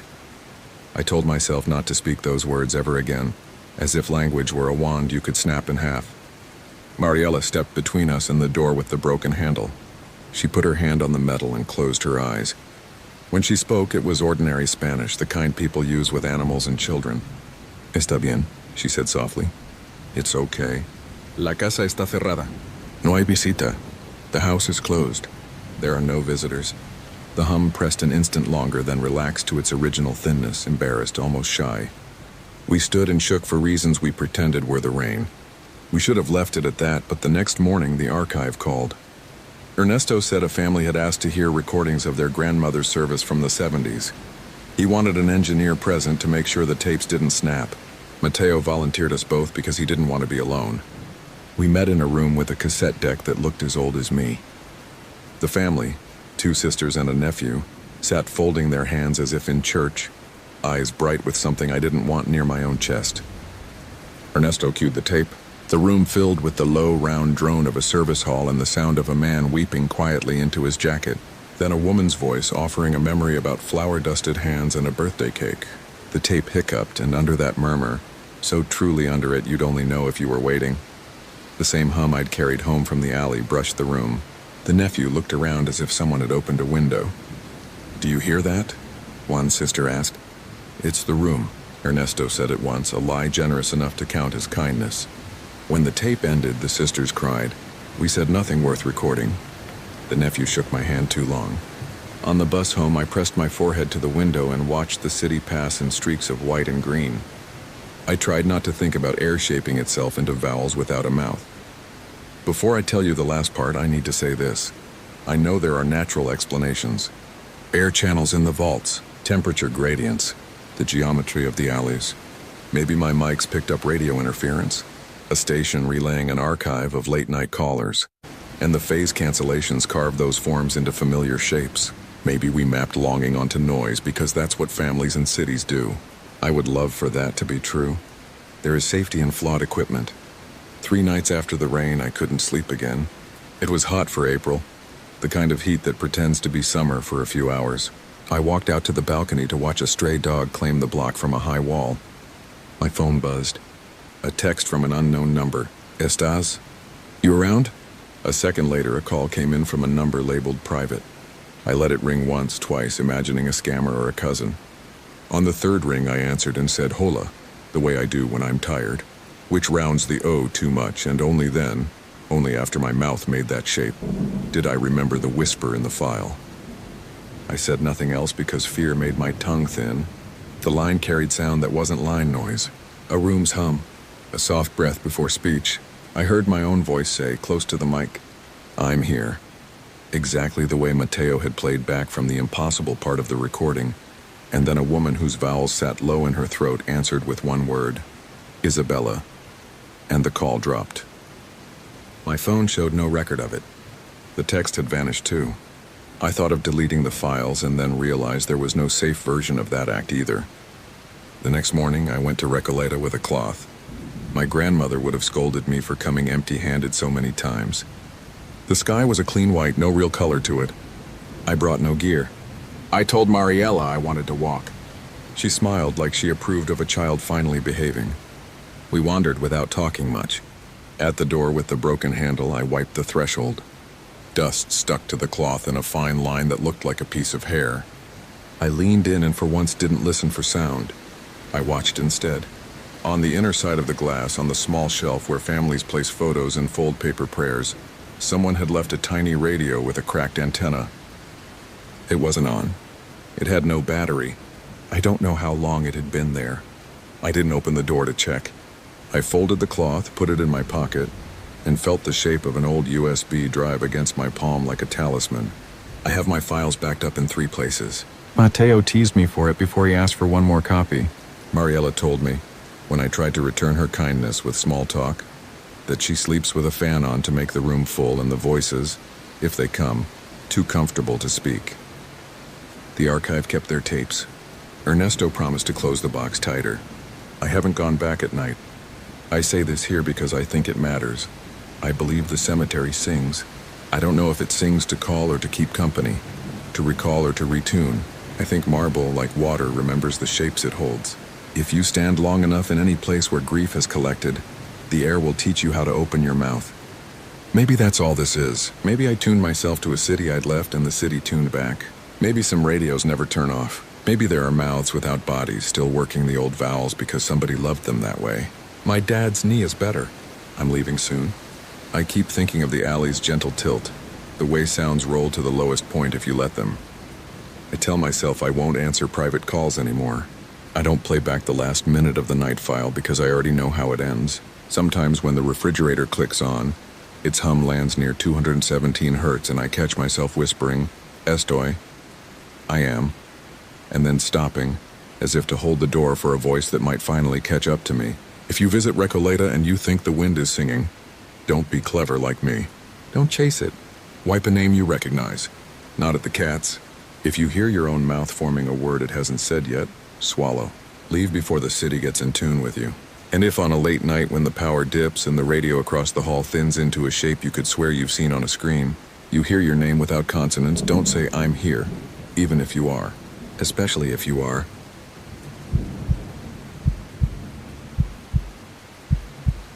I didn't sit down to write this as a lesson or a legend. I'm writing because I'm tired of waking up at 3:33 and checking my feet. I keep finding a little grit under my nails like powdered stone and moss, and it throws me right back to that month on Koyasan when the nights were more crowded than the days. I'm not a storyteller by nature. I'm a monk. I came to Mount Koya in my late 20s after burning out on a sales job in Osaka, the sort that measured your heartbeat in calls per hour. My family said it was a phase. My older sister Hana cried and told me I was running away. Maybe I was. But I didn't come up here to disappear. I came up to learn how to stay. The first winter I shaved my head and learned to sweep in silence, to fold the zafu cushions with my thumbs pressed just so, to listen to the wind press through the cedars like the breath of a sleeping animal. I learned that real quiet is never empty. It's full of everything you've been ignoring. Okunoin, the cemetery, was where we did most of the grounds work because the tourists couldn't help themselves. They came for the lanterns and the trees, for the stones leaned into by 1,000 years of snow. They left behind plastic water bottles, ribbons, coins balanced on statues' heads. They whispered as if the dead were proctors in a library. Some came at night for the way the lanterns turned fog into amber. We didn't encourage that, though the main path stays lit. There are patrols by the local police sometimes, soft-footed men in caps who bow and apologize for intruding. They liked me because I spoke plainly and kept the tea warm in the guard hut. The head priest at our temple is called Abbot Shun. His mouth is small, and his eyes are sharp. And when you think he's trying to decide what to say, he's actually waiting to see if you'll keep talking on your own. The man closest to me, though, was Brother Jiro. He was older than me by a few years and shorter by a head with arms like braided rope from hauling firewood. He laughed easily, the kind of person who could make a pointing sign feel like a hug. If you needed to carry a ladder, you didn't ask. You just waited and he showed up. Here's how it started. In early spring, when the snow has loosened but the ground's still cold under the top layer, the pilgrims return. The first tour buses arrive, and monks like us groan quietly because it means we'll spend our evenings collecting cigarette butts from the roots of cedar trees older than the oldest maps. The nights were normal, though, until a day when a woman in a pale green coat stopped me near the Gokusho offering hall and asked if the cemetery had hours for prayer after midnight. She had a camera with a long lens and the nervous breath of someone who'd practiced their question. "We closed the bridge to the inner sanctuary," I said, "but the main path is open. The police ask visitors to finish by 10. She nodded, disappointed, and then asked something that made my teeth feel weird. "Is it true about the faces?" "What faces?" I said more sharply than I meant. "The faceless people," she said, "on the night paths. My friend sent me a message. She came last year. She said to come at 3:33 and bring rice for the Jizo. She said if I saw them and didn't show fear, they would guide me to a wish." I wanted to laugh. I wanted to be kind. Instead, I told her not to come that late, that if she did, I wouldn't be the one scolding her. "Some things on a mountain don't know the difference between a wish and a debt," I said. She smiled like I had given her the address to a secret bar. That night I mentioned it to Jiro as we ladled miso. He wrinkled his nose. Someone always adds a minute to make it creepier, he said. At my mother's temple it was 2:22. We forgot about it until a week later when Hana came up for a weekend. She does that once or twice a year, bringing city snacks and gossip like offerings. She slept in the guest room and fussed over my blankets and told me she was seeing someone new, a paramedic who kept candy in his pockets for anxious kids. We walked Okunoin in the late afternoon because she said the air there always made her headaches disappear. She talks to stones the way other people talk to dogs. She doesn't expect an answer. She just trusts that someone is listening. We just passed the row of old companies' memorials, stone rockets, round helmets for workers dead in some accident decades ago. When a police officer I knew, Sato, came up the path. He bowed, smiled at Hana, and asked if he could speak to me for a moment. "The camera's at the first bridge," he said quietly, tilting his head so Hana wouldn't hear. "Picked up a group moving through at 3:30 last night. No faces on the footage," I blinked. "Masks?" I asked. "Not masks," he said. "It's like their heads were there but blurred out. All of them. 6 or 7. No hurry, no looking around." They kept to the path. Then at 3:33 they stopped at the third lantern and turned together to look up into the trees. After that, gone. The other camera didn't catch them. "There's a blind spot," I said, because I knew about the angle there. I tried to smile. "Badlands. I sent the clip to the station tech," he said. He asked me not to send it again. He gave a small, embarrassed laugh that told me he wasn't just teasing. That night I woke on my own at 3:29 with the soft panic of a dream I couldn't remember. I tried the usual. Long exhale, roll the prayer beads, but my throat felt dry, and a pressure sat just behind my nose like the warning ache before a nosebleed. The wind was moving in the tall cedars. I knew what time it was without checking. I checked anyway, 3:31. It matters that I'm not brave. People assume monks are brave because we sleep near graves and walk in fog. Mostly we're just used to things. But that night I put on my sandals and my gray coat and stepped outside because something in me was too ashamed to stay in bed. I told myself I was going to the guard hut to make tea for whoever was on patrol, and maybe I believed it. The courtyard stones were wet with mist. A cat that sleeps near the kitchen skittered across my path and yelled at me once like an old woman.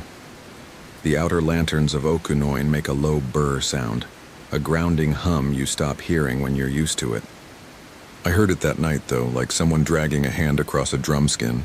I walked the main path, keeping my attention slightly down the way you're taught on long meditations. Not staring, not avoiding. There are stone statues of Jizo and Kannon everywhere there, some with hats knitted by grandmothers who climbed up 3 times a week and tied them on with hands swollen by age. It makes the dead look looked after. I have never once felt unsafe on that path. At 3:33, I reached the third lantern. They were already there. I thought they were tourists at first, pilgrims in plain coats, hoods up, hands tucked into sleeves. There were 7. They weren't talking. Their shoes were quiet, which is why I didn't hear them until I was almost among them. They were the color of the night itself. Not black. You never see black up there, not really. Night is green and brown and cloud, and they seemed washed in all those colors at once. Nobody looked at me. Nobody looked at anything. They faced ahead as if something far down the path were pulling them forward. Their steps matched the hum of the lanterns. I stepped to the side, pressed my back lightly to a cedar so I wouldn't block them, and murmured the little apology we use when we bump someone with a rake. They passed within arm's reach. That was when the first one turned his head slightly, as if to glance at me, and I realized I could not find his face in the place where a face should be. Not a blur like Sato said. Not a blank. There was a sense of the right shape, the small forward press of a nose, the hollow where a mouth would live. But when my eyes tried to fix on any feature, they gave up and slid away like oil on stone. I thought, ridiculously, that I needed my glasses even though I don't wear any. The second one turned too, then the third, and each time my gaze snagged and skidded, leaving an oily echo of a visage in my brain that made my eyes water. They weren't hiding their faces. They didn't have faces to hide. I told myself there was fog, that trickster, and I didn't breathe for a count of 5. When I did, I could smell wet cedar and faint soap and the human salt of someone who had walked a long way. They stopped at the lantern together like a murmuration of birds deciding to land, and then all of them tilted their heads back in one motion, as if answering a bell I couldn't hear. I heard nothing. but I felt something change in the angle of the air, the way your skin tingles a moment before thunder. I think that's what made my body move, because I didn't decide to. My feet picked themselves up and set themselves down behind the seven as they began to walk again. It is difficult to explain how terrifying it is to walk because your body is polite. I didn't feel commanded. I felt the weight of custom. When people move on a path in Japan, you show respect without being told. You follow rules because they are the bones of peace. And yet the part of me that is purely mine screamed to cut across the moss and run. I thought of Abbot Shun's mouth, pinched tight as if he were holding back a shout. I thought of Hana's habit of touching each gravestone with her pinky like a greeting. I thought of the woman with the camera asking about wishes like asking about a vending machine. I kept walking because the alternative would have required me to make a scene in a place that consumed scenes like rain. They turned off the main path at a little side trail used by groundskeepers. It's not closed, but it's not advertised. The further you step from the main lanterns, the more the night feels like it has texture. Your breath hangs close to your face and doesn't want to wander. The mist sits on your shoulders like wet cloth. There are tiny jizo in the hollows of stumps there, faces rounded by centuries of weather. The seven moved through those shadows, and the shadows did not cling to them. It was the other way around, as if the shadows were tugged forward by their passing. We reached a place I knew well, where a low stone wall crumbles into a depression pooled with leaves. You can't see it from the main path. In the daytime, I'd once cleared beer cans from this little hollow and found a child's bright sock underneath the leaves. I've never liked the way sound behaves there. Even whispers feel heavy. They stopped again. One of them, an average height person, perhaps a woman, though I will not swear to it, put a hand out slightly as if to balance on nothing. And then they did something so ordinary it took all the strangeness away and then replaced it with a deeper kind. They took off their sandals and set them neatly side by side on the ground. I didn't know I was crying until one tear made a chilly ribbon over my upper lip. The gesture was familiar. We set our sandals like that at the threshold of the temple, or at the edge of a tatami where a room becomes a room. It is a way of saying, I know where I am and who I am to this place. It is a way of asking permission to enter. The other 6 did the same. 7 pairs aligned. I looked down at my own feet and saw that at some point I had stepped out of my sandals too. They were aligned next to the larger pair as if a considerate host had made room. My toes pressed into the cold earth. I felt the tiny grit of eroded stone, the sponge-soft give of wet moss. The night pressed close around my ankles the way cattails brush your skin in the dark. I whispered, I don't belong here, which was not a prayer but a fact. And somewhere behind me a tiny sound answered. One of the bell charms the grandmothers tie to small shrines. The sound of a bronze tongue tapping. In the next minute or hour, or breath, the language of time doesn't want to live in that hollow. The 7 lifted their hands and without turning their head shapes in any new direction, each of them rested their palm against an old stone marker in the wall. I have worked that wall. I know the stones. They are nameless now, their names scoured off by weather. Perhaps that made them no one's and everyone's. I didn't choose to move, but I moved. My hand found a small stone near the end. It was cold, older than any pencil marks in my childhood, and I set my palm to it. The instant I did, a sense of being counted passed through me, counted like beads rolling under a fingertip. I inhaled and nearly choked because the air changed. It smelled suddenly of candle smoke and soy and a kitchen floor after a mop. The precise scent of my mother's apartment on New Year's Day when I was 14, sitting by the space heater with my socks steaming. It lasted a blink and was gone. I pressed harder and tasted salt like the water in Osaka Bay where we used to dangle our feet at night. The stone thrummed from the center out like a voice choosing a chest instead of a throat. The 7 didn't speak, but something answered. The cedar boughs above us sighed all together, though the air was still. The hum of the main lanterns bent into a low chord, and then I heard other feet approaching on the path we had left, the soft shuffle of someone uncertain of their welcome. A small light bobbed between the trees. It was a flashlight, the kind tourists carry, cupped in a hand to keep it from flaring, and the hand belonged to the woman in the pale green coat. She was alone. When she saw us, she stopped, lifting the light a little, and I saw on its edge that she was already crying the way someone cries when the answer has been yes for a long time, and they've only now noticed. She took a half step forward and then froze because she had seen our sandals lined up. Her gaze slid over the seven, refused to focus on their faces, and then snagged on mine. "Is this where I make the wish?" she asked me because I was the only face the night would give her. "No," I said. My throat felt like a bruise. "This is where you remember what you asked for last time." She shook her head, frantic the way someone does when you've misunderstood their language. "I never—" A voice interrupted her, but it came from the stones under our hands, not from any mouth. It was not words, or it was, but not words you could write down. If pressed, I would say it felt like the moment in a conversation when you realize you were not being polite with your friend, when you were asking them not to change. The woman sobbed once and knelt fast, almost falling, and put her forehead to the cold wall. Her flashlight fell and rolled, making the trees leap and sink. I cannot tell you how long we stood like that. My arm shook. My toes ached. Twice I felt the itch of a mosquito and did not dare brush it away. I thought of the little candies Hannah brings for the altar. The sour plums crinkled like thyme. The way she whispers to the stones and thanks them for standing. I thought of my paramedic brother-in-law, whom I had not yet met. I thought of Abbot Shun's mouth and wondered what shape it made around the word leave. When the pressure changed again, it was a relief so sharp I almost wet myself. The seven withdrew their hands in unison and turned, not to me, not to the woman, but toward the main path. I blinked hard because the tears had made my vision smear, and in that blur I saw something for a fraction of a breath that has undermined every answer I have ever been given. For that fraction, each faceless head held a face, not one, but many, overlapping like reflections in rain, features layered like thin paper. I thought I saw Hana, or the idea of her. I thought I saw my father, who refuses to visit Koyasan because he's afraid of heights. I thought I saw a boy I knew in school who drowned in a river. I thought I saw a version of myself with a different mouth. And then it was gone, the way a fish flips under a dark surface, leaving only widening rings. They walked back to their sandals, but did not put them on. They stepped to the side, leaving the neat pairs untouched, and moved along the side path without a sound. The woman in green lifted her head as they passed and made a small sound, the question of a child. They did not answer. They didn't need to. They were the answer.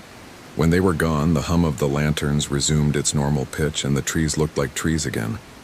My body remembered itself. My feet remembered they were cold. I bent to pick up my sandals and saw that the pair beside mine were the cheap kind we kept for guests, the ones we stacked by the door. The little stamp we used to mark them, our temple's name in tiny characters, was dim with damp. For a second, I couldn't put my feet in. It felt like an apology. It felt like stealing. I slid them on because my toes were numb. The woman wiped her face with her sleeve and groped for her flashlight. She didn't look at me. "I brought rice," she said, as if confessing. "Leave it for Jizo," I said. "I think I already did," she said. And her voice quavered on the last word in a way that made me want to hold her hand, like you hold a stranger's hand on a bus after a hard stop. We walked back to the main path together without speaking. When we reached the guard hut, Sato was there on the step blowing on a cup of tea.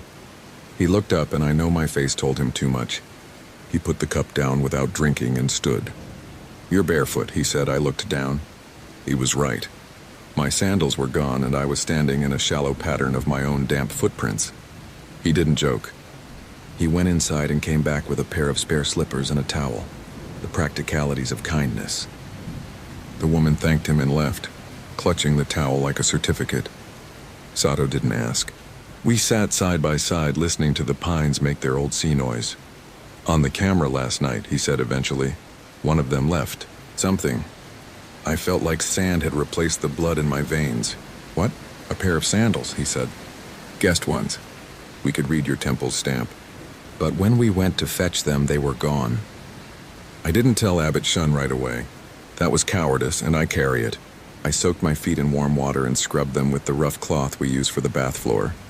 And the grit under my nails was dark green, as if I'd been digging in old bread. You can decide that I imagined that. I was ready to decide many things that morning. Hana left after breakfast, kissing the top of my head and telling me my ears were cold. In the afternoon, the woman in the green coat came back with a bag of rice tied with red string and set it at a small shrine with hands that didn't shake. She avoided my eye in a way that felt grateful. Jiro asked me why I limped. I told him I'd stepped on a pine cone. He told me to wear thicker socks, and we laughed, and that also felt like a kind of prayer. At evening sutra, I couldn't keep the words in my mouth.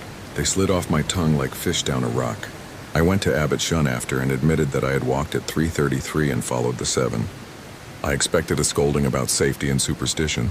Instead, he poured me tea, held his cup so lightly steam made the skin of the tea breathe, and said, "Did you speak?" "No." "Good, did you count?" "Yes," I said, startled. I felt counted." He nodded as if I had told him my name. "There are those who keep the path for those who cannot see it," he said. "Sometimes they look like monks. Sometimes they look like tourists. Face or no face, duty wears what it needs to." "What duty?" I asked too quickly. "Ours or theirs?"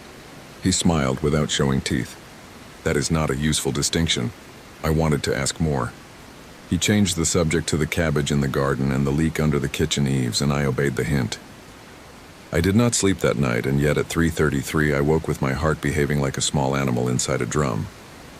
I did not go out. The next morning my sandals were by the door where I'd left them, but for the first time since I arrived on the mountain, I checked the little stamp to see if it truly was ours. Over the next week the same pattern repeated. An hour after midnight, some feeling like a pressure system arriving would roll through the temple. The cats would hide, not because they were afraid, but because they were busy. The wind would lay itself down. At 3:33 I would wake. On 2 nights I stayed in bed, sweating, praying to nothing specific. On the 3rd and 4th nights I went as far as the courtyard and stood with my hands under my sleeves like someone about to apologize. I did not go to the path. On the 5th night I found grit under my nails again and no memory of where I'd been. I saw the 7 twice more, and once it was not 7 but 5. Once I think it was 9. Always the same quiet, the same tilt of head, the same grace in the way they set their sandals aside. Once at the little hollow, the woman in green returned with a man at her side. Late 30s, hair cropped short, a uniform peeking under a civvy's jacket. His face was collapsed in on itself the way a man's face collapses when he's been stopping other people's bleeding for a living. He held her hand. He did not lift his own toward the stones. He bowed instead, low, until his forehead nearly touched the ground. I came down from the mountain in early summer because my sister had her wedding and demanded I stand in front for once instead of at the edge watching. I wore a suit that made my hands look like someone else's. Her husband did keep candy in his pockets, and he smiled with his whole face. At the reception, a paramedic colleague of his asked me if ghosts were real on Koyasan. I said nothing and then said, "Some people are heavier than others," and he laughed and assumed I was being poetic. Back at the temple, the season swung into green, and the grandmothers' hats on the jizo changed from wool to cotton. The police came by less because summer nights fill with the good sort of trespassers, teenagers holding hands with the cocky reverence of newly brave people. The woman in green sent a postcard addressed to the temple, with a photograph she'd taken of morning fog in the cedars. On the back she wrote, "I did not make a wish. I think I made a promise a long time ago and came to pay it. Thank you for not letting me ask for more." She did not leave a return address. This is the part that keeps me from calling what I saw a story. Last week, far from the mountain at my father's apartment in Wakayama, where I went to fix a leaky sink, I woke at 3:33 in a room without lanterns. The city hum replaced trees. I went to the kitchen for water and saw by the balcony door my sandals set neatly side by side as if someone had come to the threshold and known how to wait. I hadn't put them there. My father doesn't touch my things. He is careful that way. I picked one up and turned it over in my hand to look at the stamped characters. For a second, the little mark made me dizzy because I could have sworn it was not our temple's stamp. Not exactly, but the impression of it, as if the stamp had been carved by someone remembering the shape of the letters from a dream. Maybe the mountain followed me down. Maybe I brought it.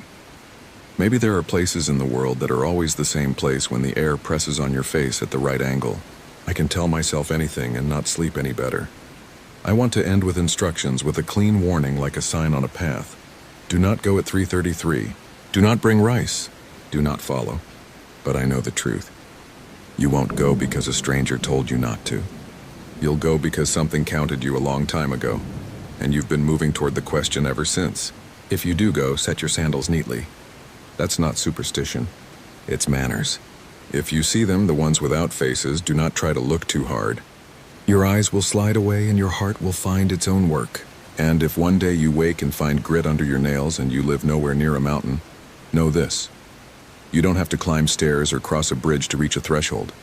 Some thresholds arrive while you are sleeping and ask to be treated like doors. Listen for the hum, count without numbers, and if after it's passed you look down and find that one of the pairs of sandals by your door is yours but also not yours, shaped by your feet and stamped by a place you've never been, do what I do. Pick them up, place them by the wall, say thank you to a room you cannot see, then go back to bed and pretend you had been up for water.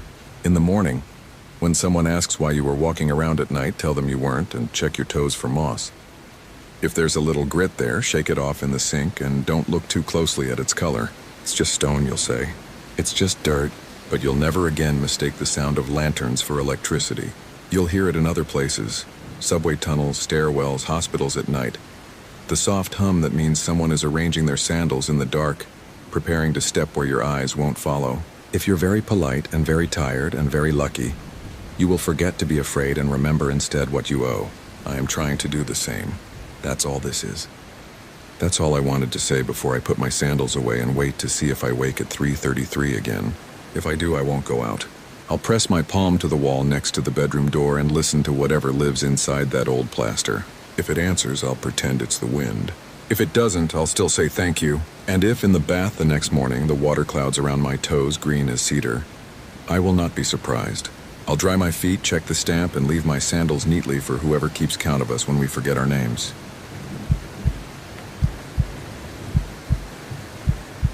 I don't care if anyone believes me, I just need to put this out there. It's been a year and I still wake up at the same time every night, with the taste of damp soil on my tongue and the sound of a generator coughing itself awake. Most nights I can talk myself down, tell myself it was just bad hours, too much coffee, or the way floodlights turn leaves into moving hands. But then I remember the diary, and the names and the way Amir's radio kept saying my surname in a voice that wasn't his. I'm writing this because I feel like I left something in the ground out at Book It Brown, and whatever it is keeps tugging at me like a thread. I wasn't supposed to be there long. I'm not an archaeologist or a historian. I do film work, documentaries mostly. I have a small company that takes on odd jobs when big studios don't want to bother. Community archives, oral histories, small grant projects that pay just enough. When the call came from a heritage group that needed someone to record a fast-moving exhumation before a road project expanded, I said yes because I needed the money and because Book It Brown is the kind of place you can't stop thinking about once you've walked through it. Even at noon, it feels like dusk. The trees are huge and old. The humidity is thick and the tombs are tucked into the earth like the caps of buried mushrooms. Crickets, birds, distant traffic, it all has this muffled edge like the sound is wrapped in leaves. I told myself I wasn't there to make a statement, just to record what was happening as carefully and respectfully as possible. We were a small crew. My cousin Mei Lin is a heritage activist. Half of why I got the gig was because she vouched for me. She was there during the day, gentle but relentless with the officials, labeling headstones with chalk numbers, photographing carvings, grumbling that what should take months was being squeezed into weeks. At night, when the excavators and trucks cleared out and the site lights came on, it was me and Amir and whoever pulled security for that shift. Amir is a machine operator I've known since we shot a factory safety training video together. He jokes about everything. And on night jobs, he brings a little electric kettle and argues about soccer with the security guard. The guards rotated. The one we got most often was Uncle Lim, a thin older guy who wore a faded security badge like a school prefect badge, and brewed kopi sachets so thick you could stand a spoon in them. There were others, Mr. Ko, the site engineer who kept saying no drama like it was a spell, and Raj, the foreman who had the patience of a father of 5, but at night it was mostly us. The first week was ordinary, and the way work is ordinary even in strange places. We kept our area lit with 3 floodlights. I wired lav mics to the heritage volunteers when they came to do late-night cataloging. I filmed the careful brushing of soil from porcelain bowls, the way lichen came off in little curls. We marked plots with small flags. We logged plaque inscriptions. We said goodnight to birds we never saw. It was quiet, except for the generator's steady throbbing and the occasional 2-stroke buzz from a scooter on the road outside the fence. The heat didn't break at night. It just pressed differently. Sweat gathered in the hollow of my back and under my camera strap. I kept thinking I heard rain and it was only leaves. The thing that hooked under my skin was tiny at first. Chalk numbers rubbed clean on a headstone we'd just labeled. A flag that moved after I filmed it. Not like wind had tugged it over, but like someone had lifted it and planted it again 3 feet away. Maylin swore I was imagining it, then later admitted she'd been having the same problem. We joked that the civet cats were running a prank channel, but we started photographing every flag after we set it, so we'd know if it changed. The photographs didn't lie. A few markers shifted at night between my wrap and the morning crew's arrival, and we had no footage because my cameras faced the other way. Mr. Coe made a note and told us to double knot the flags. Uncle Lim rolled his eyes and said the wind in this place didn't blow in straight lines. On the 8th night, we opened the tomb with the marble guardian lions. I don't know the language for this, the right words, but the tomb had a presence. It wasn't the biggest. It was low and curved, the stone smooth and moss dark. The lions had gentle faces and chipped ears. There was no direct family contact on record for this plot, which meant exhumation proceeded with ritual and documentation, but no relatives. The heritage group had left a bundle of joss sticks and a small paper offering. Uncle Lim fussed over it like a grandfather, lit a coil of mosquito repellent, and told the empty air we were here to respect and record. Amir ran the machine with his usual careful, almost tender touch. The bucket shaved the soil like a spoon skimming milk. I filmed and tried not to blink. We found the box under the lip of the stone, not inside. It was where the soil met the base, like someone had tucked it there after the tomb was built and forgotten to tell anyone. It wasn't fancy. Copper, maybe. It looked like a lunch tin someone took to sea and then forgot on the pier. I thought it would be trinkets or old coins.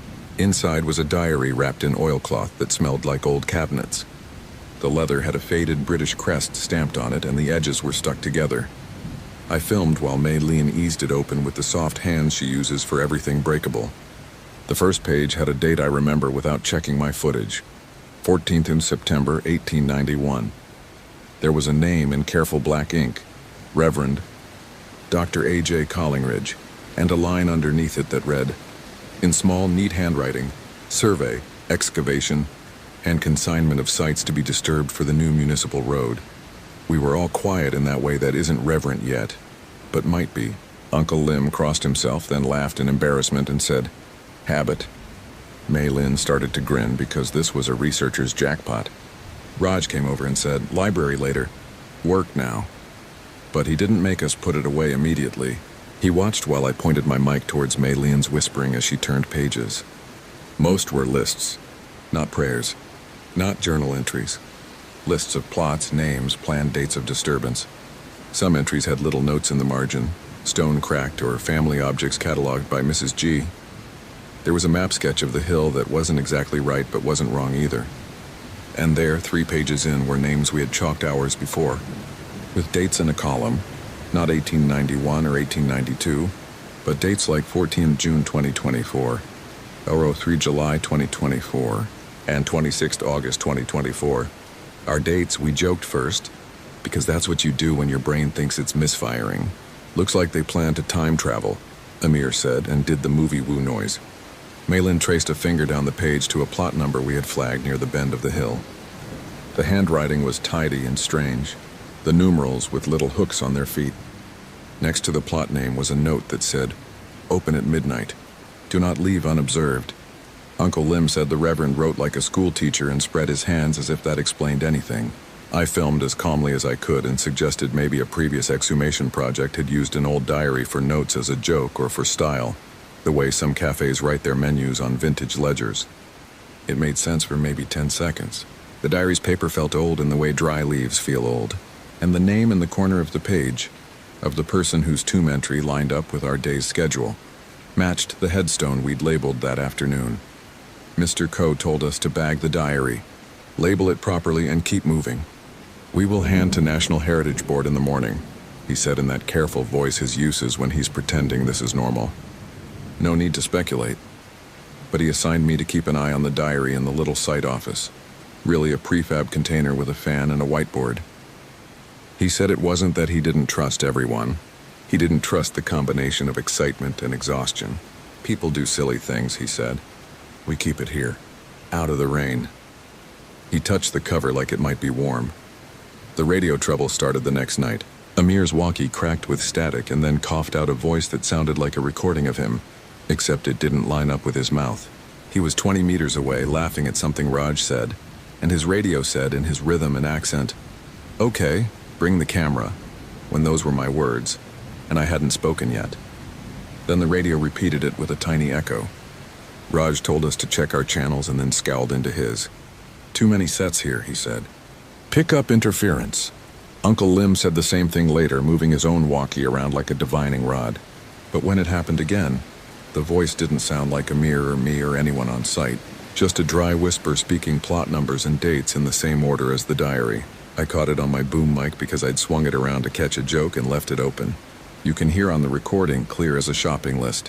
Section C, Slope 2, open at midnight, consignment to road. The first time I played it back, Mei Lin didn't move for a few heartbeats. Then she said maybe someone nearby was messing with us. The fence wasn't particularly high. Kids climb. People dare each other. If it had stayed at whispers, I might have chalked it up to a prankster or a weird radio skip. But there were names. On the 10th night, I flipped open the diary in the site office to see if I could find the Reverend's narrative, something I could quote later. My footage has my hands in frame, the way my finger presses the page down gently. There's a list dated 2 days from then. And there are our names. Operator, Amir bin S. Documenter, my surname initial. Security, Lim Chi. I can't bring myself to write the full names here, even though they were just initials and family names. It felt like finding a letter addressed to you inside a book in a library you've never been to. Underneath our names were dates written smaller, the ink lighter as if the Reverend had added them at night by lamp. Next to Amir's name, there was a date that wasn't 2 days from then. It was a Friday 2 months out. Next to Uncle Lim's name was a Tuesday 1 week beyond that. Next to mine was a date I haven't forgotten because I started waking up at 3:18 a.m. from then on, and that was the time next to it, neat as anything. I didn't show them right away. I told myself I needed to figure out if this was even possible, some clever plant to scare us or keep us alert.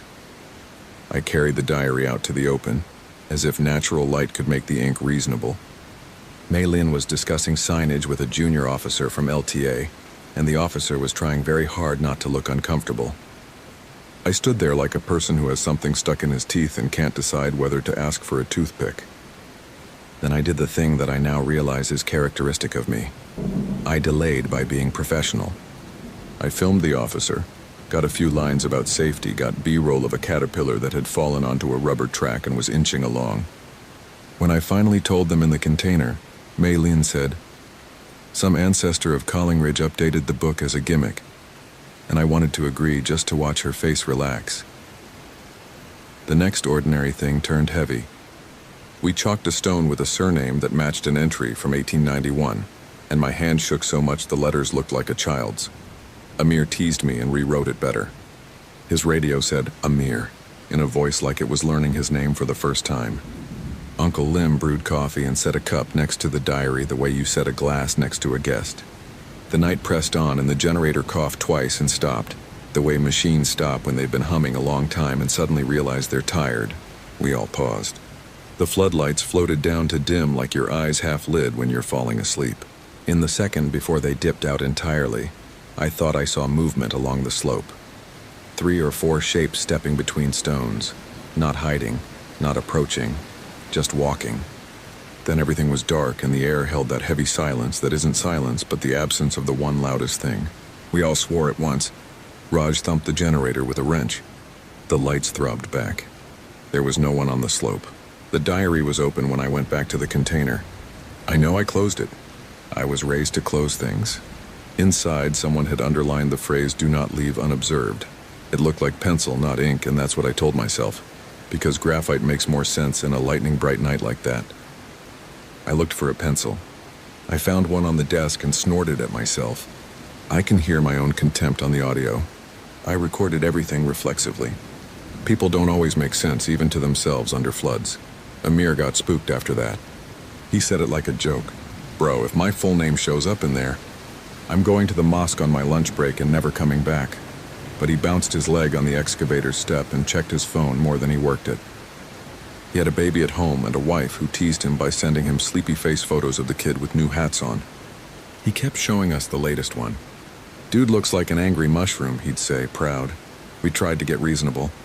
We called a friend of May Lynn's at the archives to ask if anyone had cataloged a Reverend Collingridge. The friend said he'd look into it, and his voice did that thing where it's trying not to feed a fire. Mr. Coe called his boss and said something about chain of custody and about how any weirdness would make the papers and we needed to stay ahead of it. He used the word narrative. I noticed he didn't touch the diary again. The night that folds into my hands like paper happened after a Sunday rain that made the whole hill smell like a garden. We had a smaller team. The weekend crew was short, and the site manager allowed work to stretch a little later than usual to catch up.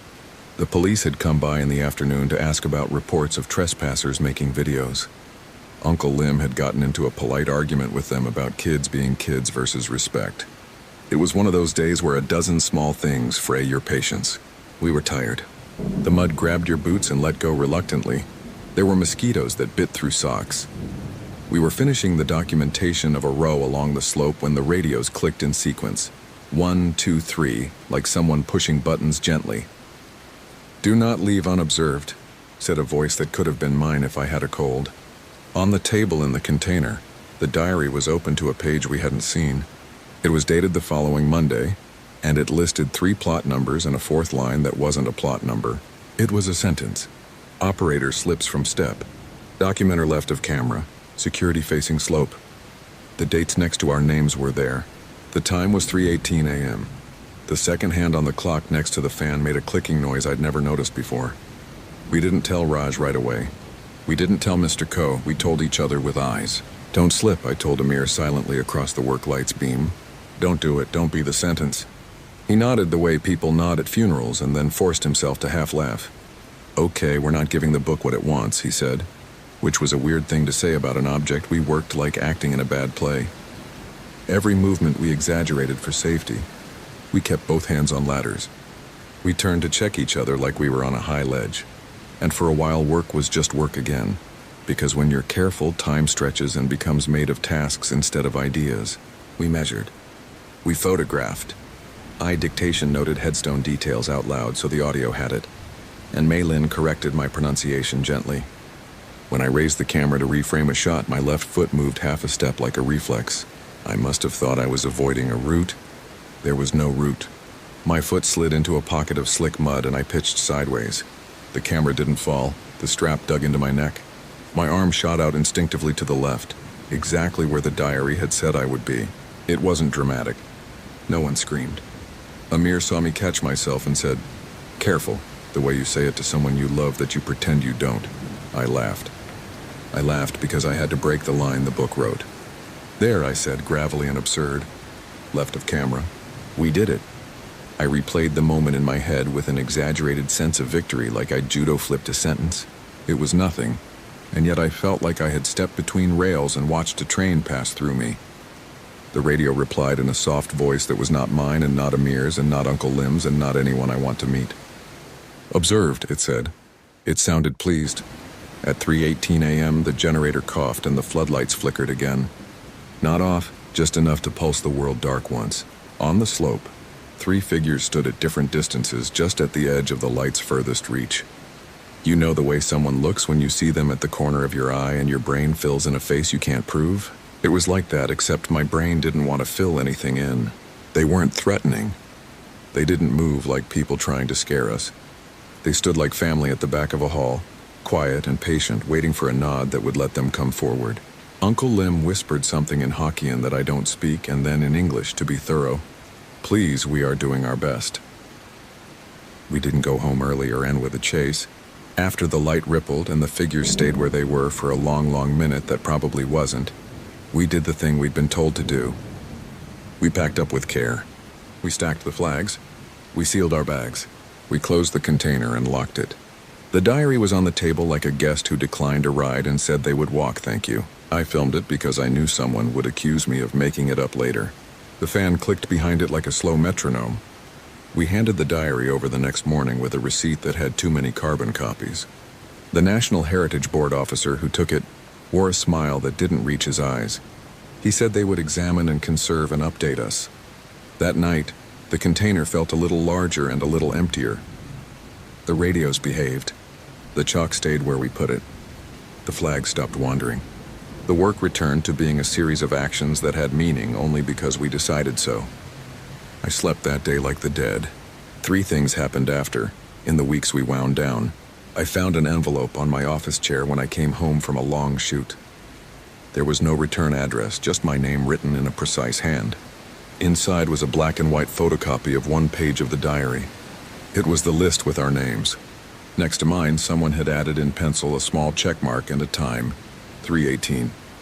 I looked at the postmark. It wasn't a postmark. It had been slipped under my door. Amir quit the project early. He said it was for family reasons and because he'd picked up contract work closer to home. We hugged and joked that he'd missed the mosquitoes more than us. On the date written next to his name, he texted our group chat a photo of his baby in a ridiculous sun hat with a message that just said, "Look who's sitting up." We all cheered. I sent 3 heart emojis because I didn't have better words. Later that afternoon, he messaged again that he'd been delayed by a minor fender bender outside his block. "All okay," he wrote. "Inshallah, small troubles only. It wasn't serious. He was fine. I tell you this because you might be looking for a sharp thing, a crashing thing, and there wasn't one. Not then. The last thing is small and I can't prove it." A week after we cleared our section and moved to paperwork, I walked past a stone near the slope. The chalk had washed from it in the rain, but there was a faint dusting where the letters had been. Someone, in a moment of boredom or reverence or nothing at all, had traced my surname into the damp with a fingertip. It had half melted. It looked like a word trying to become earth. I could stop there and let you decide if we invented a mystery because we were tired, or found a mid-century prank, or got played by interference and pareidolia and hindsight. I keep trying to be that person in my own head. I tell myself a National Archive has the diary, now, and someone with actual training can date the paper and test the ink, and prove it's a clever art project or a misfiled prop. I tell myself I shifted my foot because mud is mud, and the generator coughed at 3:18 because the fuel mix was off. When I play the radio recording, I still hear the little click before the voice, the ordinary mechanical click that happens when you press transmit. But I don't sleep through 3:18 a.m. anymore. I wake a minute before and wait with my eyes closed and my heart grinding like the generator. The nights that are worst are the nothings, the ones where nothing strange happened and therefore nothing ends. I dream I'm standing on the slope with the floodlights buzzing like lazy bees, and the 3 figures are where the light stops, and I am the one who needs to nod to let them come forward, but I don't know why. In some dreams it's raining so softly the rain is part of the light. In some there is no sound at all, not even the insects. In all of them, the diary is open on the table and the page is blank, and I'm holding a pencil I don't remember picking up. 2 weeks ago I met Mei Lin for coffee. We tried to talk about anything else and failed. So she told me her friend at the archives had found a Reverend Collingridge in a missionary record. A man who landed, wrote letters home about heat and charity and the heathen generosity of the hill, and then vanished from the record. Vanished is a dramatic word. It probably means he got reassigned or sick or bored. They're still cataloging, she said. Someone will call us. We sat in the food court aircon and watched people line up for noodle soup. A boy at the next table held a pencil and traced his name on a napkin, then folded the napkin into a boat. I want a clean line, a moral, a "we shouldn't have done this," or a "we learned to bow." Some neat theme to pin the events to. I can't. What I have are sounds and times and the way soil smells after rain. What I have is the understanding that lists are a kind of prayer. We write names down to keep them from slipping. We list to pretend we have the order already inside us. Collingridge wrote his lists and someone kept adding to them, and then so did we. Maybe the list never ends. Maybe that's the whole thing. Tonight I will wake up at 3:17 and lie there. I will hear a scooter pass 3 streets over and a cat argue with another cat, and my upstairs neighbor cough. I will think about Amir's baby and the way kids sit up like mushrooms. I will think about Uncle Lim's coffee, the kind that leaves grit at the bottom of your cup you can read like tea leaves if you try. I will think about the way the 3 figures waited without malice. I will think about the blank page. I will think about the Reverend's neat, slightly fussy handwriting. I will keep my eyes closed. When the minute turns, my phone sometimes buzzes with no notification. It's probably a network hiccup. In the second that follows, I sometimes hear a click like a radio keying on in another room. If I open my eyes, there is nothing there but my own wall and the outline of my camera bag on a chair. Sometimes I go to my desk and take out the copy of the photocopy and look at the check mark by my name, as if paper can run out of its own story. Sometimes I put the paper back very carefully, like returning a book to a library you shouldn't know how to find. I don't have advice. I don't even have a neat last sentence. There's just this. If you're at Book It Brown at night for any reason and you hear the generator cough and the lights drag their shadows wider, don't look into the dark for too long. You'll be tempted to count how many are standing there. Count the living beside you instead. Say their names out loud. Make a list if it helps. Close the book when you're done, even if something inside you wants to stay on the page a little longer. And if you ever find a diary under a stone, wrap it up and hand it to someone whose job it is to hold things that keep their own time. If your name is in there and there's a small check next to it, don't panic. It doesn't mean what you think it does. Or maybe it does, but not in the way you fear. Maybe it only means someone was watching. Maybe it means you were not left unobserved. Maybe in the end, that's all any of us get.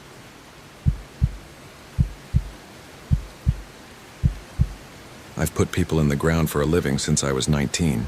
So believe me when I say I don't scare easy. Dirt is honest even when people aren't. It slides and it settles, and if you cut it right and shore it where it wants to cave, it behaves. I never thought I'd write any of this down because it sounds like one of those stories old guys tell to haze the new kid on the crew. But I need to get it off my chest. My name's Daniel. I grew up on the east side of El Paso, and for the last 11 years I've been a grave digger with a little maintenance mixed in at a big cemetery out near the Loop. It's the one with the white stone wall and the iron arch that squeals when the wind pushes it, where the grass has to be coaxed into staying green because the desert is right there, patient as a dog at the screen door. Most days I prep plots, run the backhoe, line graves with the fake turf so families don't have to look at raw earth. I pick up old plastic flowers that get baked to chalk in July, chase off javelinas that nose at the water stations, change out the lanterns in the columbarium before they burn down too low. I usually come in stupid early, like 3 or 4, because that's when the air doesn't feel like it's punching back. It's quiet then, just the buzz from the highway, train horns way off toward the east, a couple of coyotes on the other side of the fence that pretend they're ghosts when you shine a light at them, and the sprinklers ticking their circles like a slow clock. We're a small crew. There's me, there's Miguel, my best friend since sophomore year when we both got kicked from JV for missing too many practices. And there's Paula, who runs the office and knows every marker number by heart like their birthdays. On funerals, we pull in 2 or 3 part-timers, and Father Ortiz from St. Julian's will show up with his binder and his thermos and give us that nod that means we did the prep right. The rest of the time, we keep our heads down and do what the schedule says. The schedule is everything. There's a book in the office with times and sections and plot numbers, and Paula checks it twice before she tapes that little paper grid to the door. It's not complicated work if you respect it. In August, the heat set in early and didn't let up. At 4 in the morning, it felt like standing in front of a dryer. The desert did that dead excited thing it does before a storm. Like even the dirt is waiting for the first fat drops to pop open the smell of creosote. I came in like normal, unlocked the equipment shed, pulled my gloves out of my back pocket where I always tuck them so the thumb won't tear, and did a quick pass with the flashlight. When I swung past Section F, I saw a light that didn't make sense. It was a warm flame, not the cold LED from the path stakes we installed last year. It flickered, and the flicker went up and down like breath. I cut through rows of headstones, careful where I stepped because I'm old-fashioned about that, and I found it. An old brass lantern burning steady at the foot of an unmarked patch of dirt. No headstone, no little temporary plastic nameplate, just a rectangle cut clean into the earth and backfilled. Mounded slightly like we do until the settling finishes. Someone had pressed letters into the soil at the foot. The letters were damp and dark and so exact they looked carved. DA, that's me. Those are my initials. The lantern looked exactly like the one my first boss used to carry. Earl. He was from Las Cruces. 60-something when I started, a man who had opinions about shovels like other people have opinions about football. The cemetery used to issue us brass lanterns with little mantles, and a knob that sticks if you over-tighten. By the time I came on, those were already disappearing. We had cheap LED headlamps and a few halogens on poles for night work. Earl kept his lantern, though. He'd baby it, Polish the soot off the glass with the corner of his shirt. Use it only at dawn because he said that flame light is kinder to the dead. After he retired, the brass lantern disappeared. Paula said his daughter came to pick it up. I don't know. I just know there it was, burning smooth as if it had been lit 10 minutes ago. And at its base, the earth shaped into my initials. I stood there a while listening to the sprinkler clicks and the hiss of the burner, and the soft grit of sand moving under my boots. The kind of little noises you only hear if you cut your own breathing down. I told myself the initials were a trick of the dirt clumps. I told myself some kid slid under the fence and thought he was being cute. I blew out the flame with a quick puff like you do to candles so you don't splash wax. But nothing splashed, of course. The whole thing went dark and left me with my own reflection on the soot-blackened glass. I picked the lantern up to bring it back to the shed, and that's when I noticed the dent on the collar. Earl's lantern had a dent the shape of a thumbnail, a crescent right where your left hand naturally grabs when you pour fuel. Same spot, same shallow bite. Miguel rolled in late because the storm teased out some traffic. He saw the lantern in the passenger seat of the Gator when I pulled back to the shed. He tapped it with his knuckle and shrugged. Trying to be fancy? Found it at F, I said. Burning? Who lit it? He asked, which is a funny question if you think about it because the answer felt like it should be obvious even though it wasn't. I told him what I saw. He went quiet in that way he does where all his jokes go into a pocket for later. He scratched his chin and made a face at the heat coming off the asphalt. You checked the board? We checked the board. No interment scheduled in F for another week. Nothing was supposed to be open, not even a prep. Paula came in at 5 with a cup from the gas station, and that look she gets when she's already read 3 emails from someone who doesn't know how to attach a PDF. We told her. She flipped from the board to the spreadsheet to the folder on the shelf where she keeps handwritten cards for the older plots. Because some families never updated. The owner list for F rows 10 through 18 was quiet. No one had paid for prep. No one had died. At least not in those addresses. By then the sky had turned that light gray that makes everything look like it's underwater. The storm moved off over the Franklin Mountains and didn't deliver. I went back to F while Miguel got the backhoe warmed and Paula called the grounds camera guy. The grave was there. The rectangle was clean. I can tell the difference between the way earth settles after time and the way it looks when it was cut yesterday. This was fresh. The turf around the edges had been rolled back the way we do it. The backfill was even. Someone who knew how to do this had done it. I crouched and ran my glove over those initials like maybe they'd smudge, but they held. The soil was damp enough to take shape from a firm press. It made me think of kneeling at the river as a kid and smoothing little shelves in the mud with the heel of my hand to float bottle caps like boats. By 7, Paula had the camera feed up on her monitor. We stood behind her in the office, 2 sweaty guys trying to make ourselves small so we didn't drip on the keyboard while the little wheel spun. The camera that covers Section F lost signal from 213 to 401. The box just shows a frozen picture, then a burst of static, then the shot comes back with the first pink line of dawn and nothing moving except the sprinkler heads. Miguel said, huh, and Paula rubbed her eyes. She called the company that installed our system. They said it happens when there's a power flicker. We all looked at the wall clock, which had stopped at 2:14 the way ghost stories say clocks do. Except our clock stops at least twice a week because it's older than me. We decided to level the mound, tamp it, and call it vandalism. That's the official term when kids do something that makes work for us. We stamped the dirt flat and kept an eye on it during the day. No more initials showed. I forgot about it except for when I looked at that lantern on the corner of my workbench and felt the little come-on of an old habit. The one that says, light it and see. I didn't. Earl's face came to me, his eyebrows like 2 gray question marks under the brim of his hat, and I left the thing alone. The next morning I got in at 3:10. Because I couldn't sleep right and the air felt better then, I did the same loop, checking the faucet near the maintenance road that always drips, checking the chain on the side gate because someone is always trying to slip it. When I cut down the center path of F, I didn't need a flashlight. I could see the lantern from maybe 50 yards. It burned steady, the kind of steady flame you get when the wick is set right and the fuel is fresh. It sat in the same spot. The grave looked the way it did yesterday before we stomped it flat. The dirt was mounded again. At the foot, my initials were pressed clean as ever.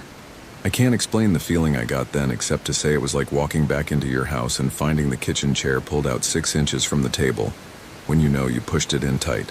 Ordinary wrong, the kind that makes you feel stupid. I didn't touch the lantern. I just stood there and listened. There was a couple on the far side of the fence walking a dog with a light-up collar. I could hear the little clacks of its nails in their shoes on the sidewalk, slow and sleepy. Somewhere beyond the wall, someone's swamp cooler kicked on with that rattle that sounds like a radio between stations. The lantern made a soft whisper. I caught myself tasting fuel in the back of my throat the way you do when you fill your mower, that sweet sting on the tongue. I said my name out loud by accident. Daniel. Like I'd heard someone calling me and needed to answer, and I couldn't tell if I had heard my own name first or said it first. Miguel showed up and I didn't let him go to the office. I waved him in, and we stood looking at it together like we were trying to see the trick. He crouched and pressed the dirt with his fingers. He grunted, then looked up at me with the expression he only uses at other people's funerals, that mix of respect and worry. "How about we dig down a little?" he said. "Not a lot. Just enough to see if someone's screwing with us." "We don't have authorization," I said, because it felt like it needed to be said out loud, even though both of us had already started picturing the shovel slices. We looked at the office. We looked at the sky, which had decided to be blue. We looked at the ground again. Miguel handed me a shovel. We cut the rectangle carefully like you'd peel back the lid of a cake pan. The top 6 inches were loose, recent. Below that, the soil changed to the packed clay this place sits on. You have to lean into your shovel for that stuff, and even then it gives like you're asking permission. We dug down maybe 18 inches, just enough to stir the settled earth and make our backs know we were doing something dumb. There was nothing. No liner, no box, no vault, no sign of bones, God forbid. It was a grave-shaped hole in the beginnings of one, and that was all. The sound it made when we tamped it back was wrong. I can't say exactly how. Too hollow, like there was a space farther down. We went shallow, so maybe that's all it was. Miguel looked spooked when he pretended not to be. He laughed and told me I'd been sleepwalking out here with my grandpa's lantern and carving my initials like a lovesick high schooler. I laughed because you have to push it out of your chest somehow. We hosed our boots and went on with our list for the day. By 10, Paula had called the company again to complain about the camera. A guy named Hector came out in a van with cartoon lightning on the side and climbed our pole. He jiggled wires and shrugged and told us our hardware was fine, that if we had an outage again, it was probably a power surge down the line. He suggested a surge protector as if we didn't have a whole cabinet full of them. He handed Paula a card and left. Before he pulled away, he rolled down his window and asked me, "You know a man named Earl used to work here?" I told him yes. He said his father knew him from the VFW. He said Earl would come in with the old guys and sit in the corner and argue about whether a grave should be a hair wider, because people were bigger now. He said Earl always had a lantern in the bed of his truck. He said it like you might say a person always wore a hat. It made me feel like I'd been caught with a hand in someone's memory. That night after supper, I drove back by the cemetery. I was ashamed of it, like I was checking on an ex. I told myself I left a tool out. I parked by the office where the cameras would see me and walked slow. The air had that ragged feeling it gets before a haboob, dust trying to organize itself into a plan. I didn't make it to F. I saw the glow from halfway down the first lane, the lantern blooming softly like it was early morning again. I stood outside the chain for a long time listening for a reason not to go in. I'm the one who locks the gates, so the reason wasn't going to be a lock. The reason would have to be me, and I didn't do a good job being a reason. I went in. The lantern was milky bright, the flame steady and a little taller than before. There were no shadows flapping at the edges the way flame shadows like to. It was just bright. I felt the little hairs on my wrist lean toward the glass. I blew the thing out.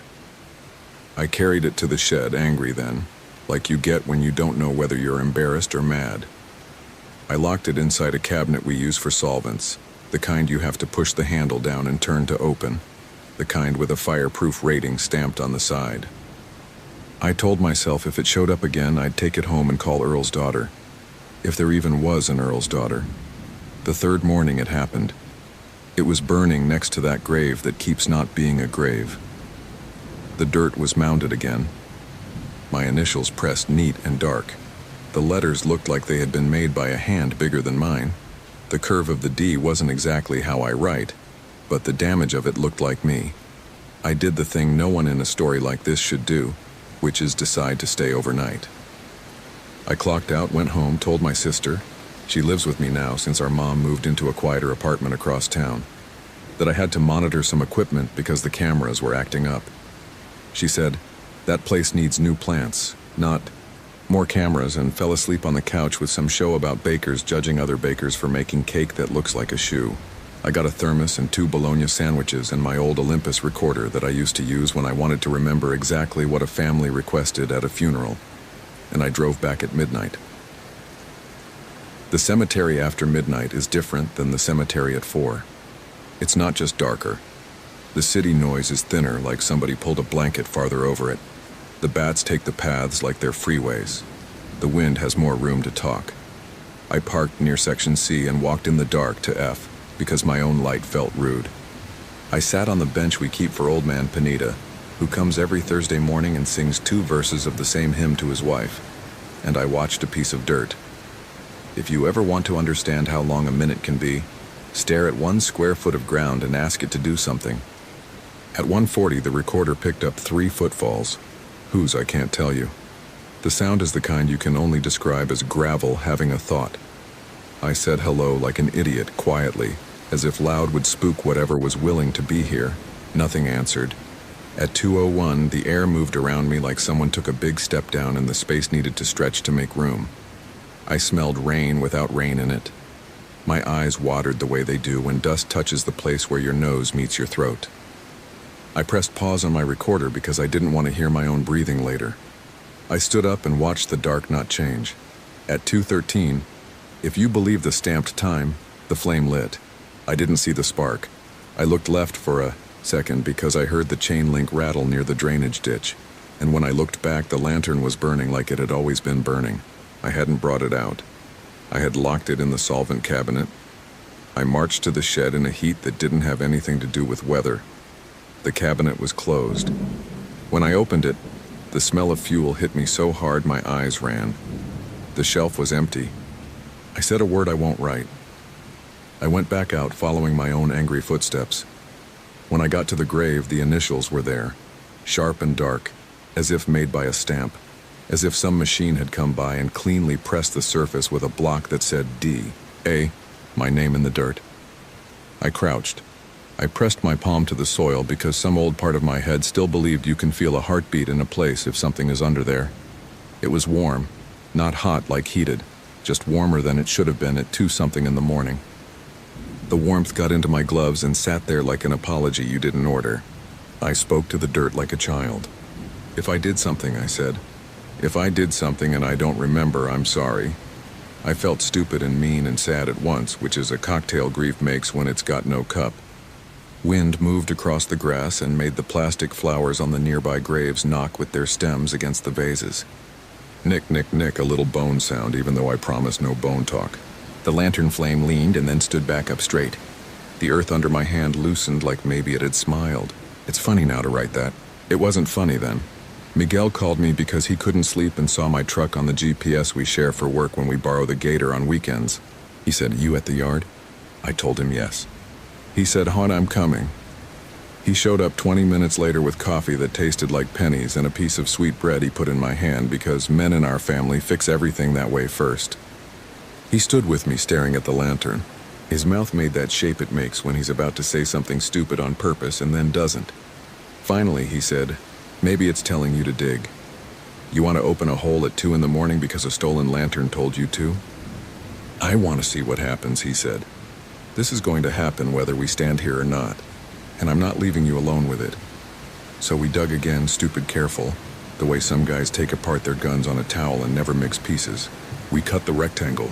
We went down past our last line to where the clay starts to remember the pressure of centuries. The place I pressed my hand stayed warmer, not hot, just wrong. The sound of the shovel was hollow again, but it wasn't empty. It was like the ground had a chest that wasn't made for air. I found a little thing in the dirt, a button maybe, a round bit of metal that pinched the light.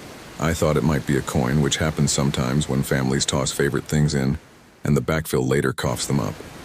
I rinsed it with a trickle from my bottle and laughed a little dry laugh at myself. It was a rivet top from a pair of jeans. The brand stamp was the same as the ones I buy from Walmart when mine are too far gone. That could mean nothing. It felt like nothing pretending to be something. I put it on the little tarp. The wind nudged the lantern glass and made a sound like a breath through teeth. At 2:47, a patrol car rolled by slowly on the road outside the fence. The red and blue washed over the stones. The cop braked, reversed, angled his spotlight too far, and caught us both in the beam. He braked again harder, and the gravel under his tires did the sharp music it does when someone decides to change a plan. He got out and called over the fence in the tone of voice that tries to be casual and safe at once. "Evening, gentlemen, everything all right?" Miguel did the talking. He's better at sounding like a person and not a problem. He said we were monitoring an issue with the irrigation. The cop, Ramos if I remember right, I'd seen him at the gate before. Looked at the shovels and at me and at the lantern burning like it was a showpiece and at the hole we'd opened into nothing. He didn't ask for ID because he knows us. He eased his voice down a notch. "You might not want to be doing whatever that looks like you're doing," he said, which is the most neighborly way to tell someone they're 2 inches from a complaint. "Daniel's initials are on it," Miguel said, because apparently we were doing this out loud. Ramos squinted at the ground. He tilted his head like he was trying to shift the letters into sense. "Okay," he said. "Okay," he said again, like the second okay would be the one that didn't fall down. "Do you want me to call someone?" He meant Paula, or the manager who only shows up for funerals because he sells insurance the rest of the time, or Father Ortiz. I shook my head. I did not want more eyes on the thing that had already made me feel seen by something I did not want to be seen by. He left us with a look that said he'd drive around the block a couple of times and pretend it was patrol. We filled the hole back because there was nothing else to do. Miguel tamped it and I leveled it, and the lantern stayed exactly the same brightness, like a lamp on a house nobody lives in. Dawn dripped color down the far side of the mountains. The coyotes stopped pretending. Buses started making their first sounds. The lantern flame made a last small reach toward the glass and then dropped like someone pinched the wick. I don't know if I blew it out. I'm telling you, I don't remember raising my hand to do it. I remember the smell that was like a candle after a prayer, clean and a little sad. That smell hung on the air while the world did what it always does and turned itself into day. Paula watched us come back to the office like she knew all of it without any of it having happened yet. She opened her mouth in that way she does when she's about to argue with paperwork, and then she shut it. "Don't put it in the report," she said, deadpan. "I don't have a form." When she smiled, you could see exactly how tired she was under it. She's buried 2 husbands and a son. She does not have room for a haunted light. I set the lantern on the floor by my desk. I put my foot on the base like you might put a foot on the foot of a dog that belongs to you to let it know you're there. I felt the metal cool. I felt normal creeping back in like a cheap blanket. For a week, nothing happened. We filled 2 regular graves, prepped a third, took delivery of 3 stones, planted 2 desert willows that the manager swears will love the alkaline soil if we just give them time, and put up a sign about plastic flowers melting to the vases. Miguel made a joke about the lantern every day that got less funny and more like theater. I put the lantern in the trunk of my car and then took it out because it felt like stealing. On Thursday morning, Mr. Pineda sang his hymn. On Friday, the sky broke open and gave us 15 minutes of rain that achieved nothing except to make everything smell extraordinary for 1 blissful hour. On Saturday, I got a call from my sister. She said, "Did you leave this on the porch?" It was 7 in the morning. I was still in bed, the only time I've ever been when a phone rang with that tone. I said, "Leave what?" She said, "A lantern. It's old. It's lit."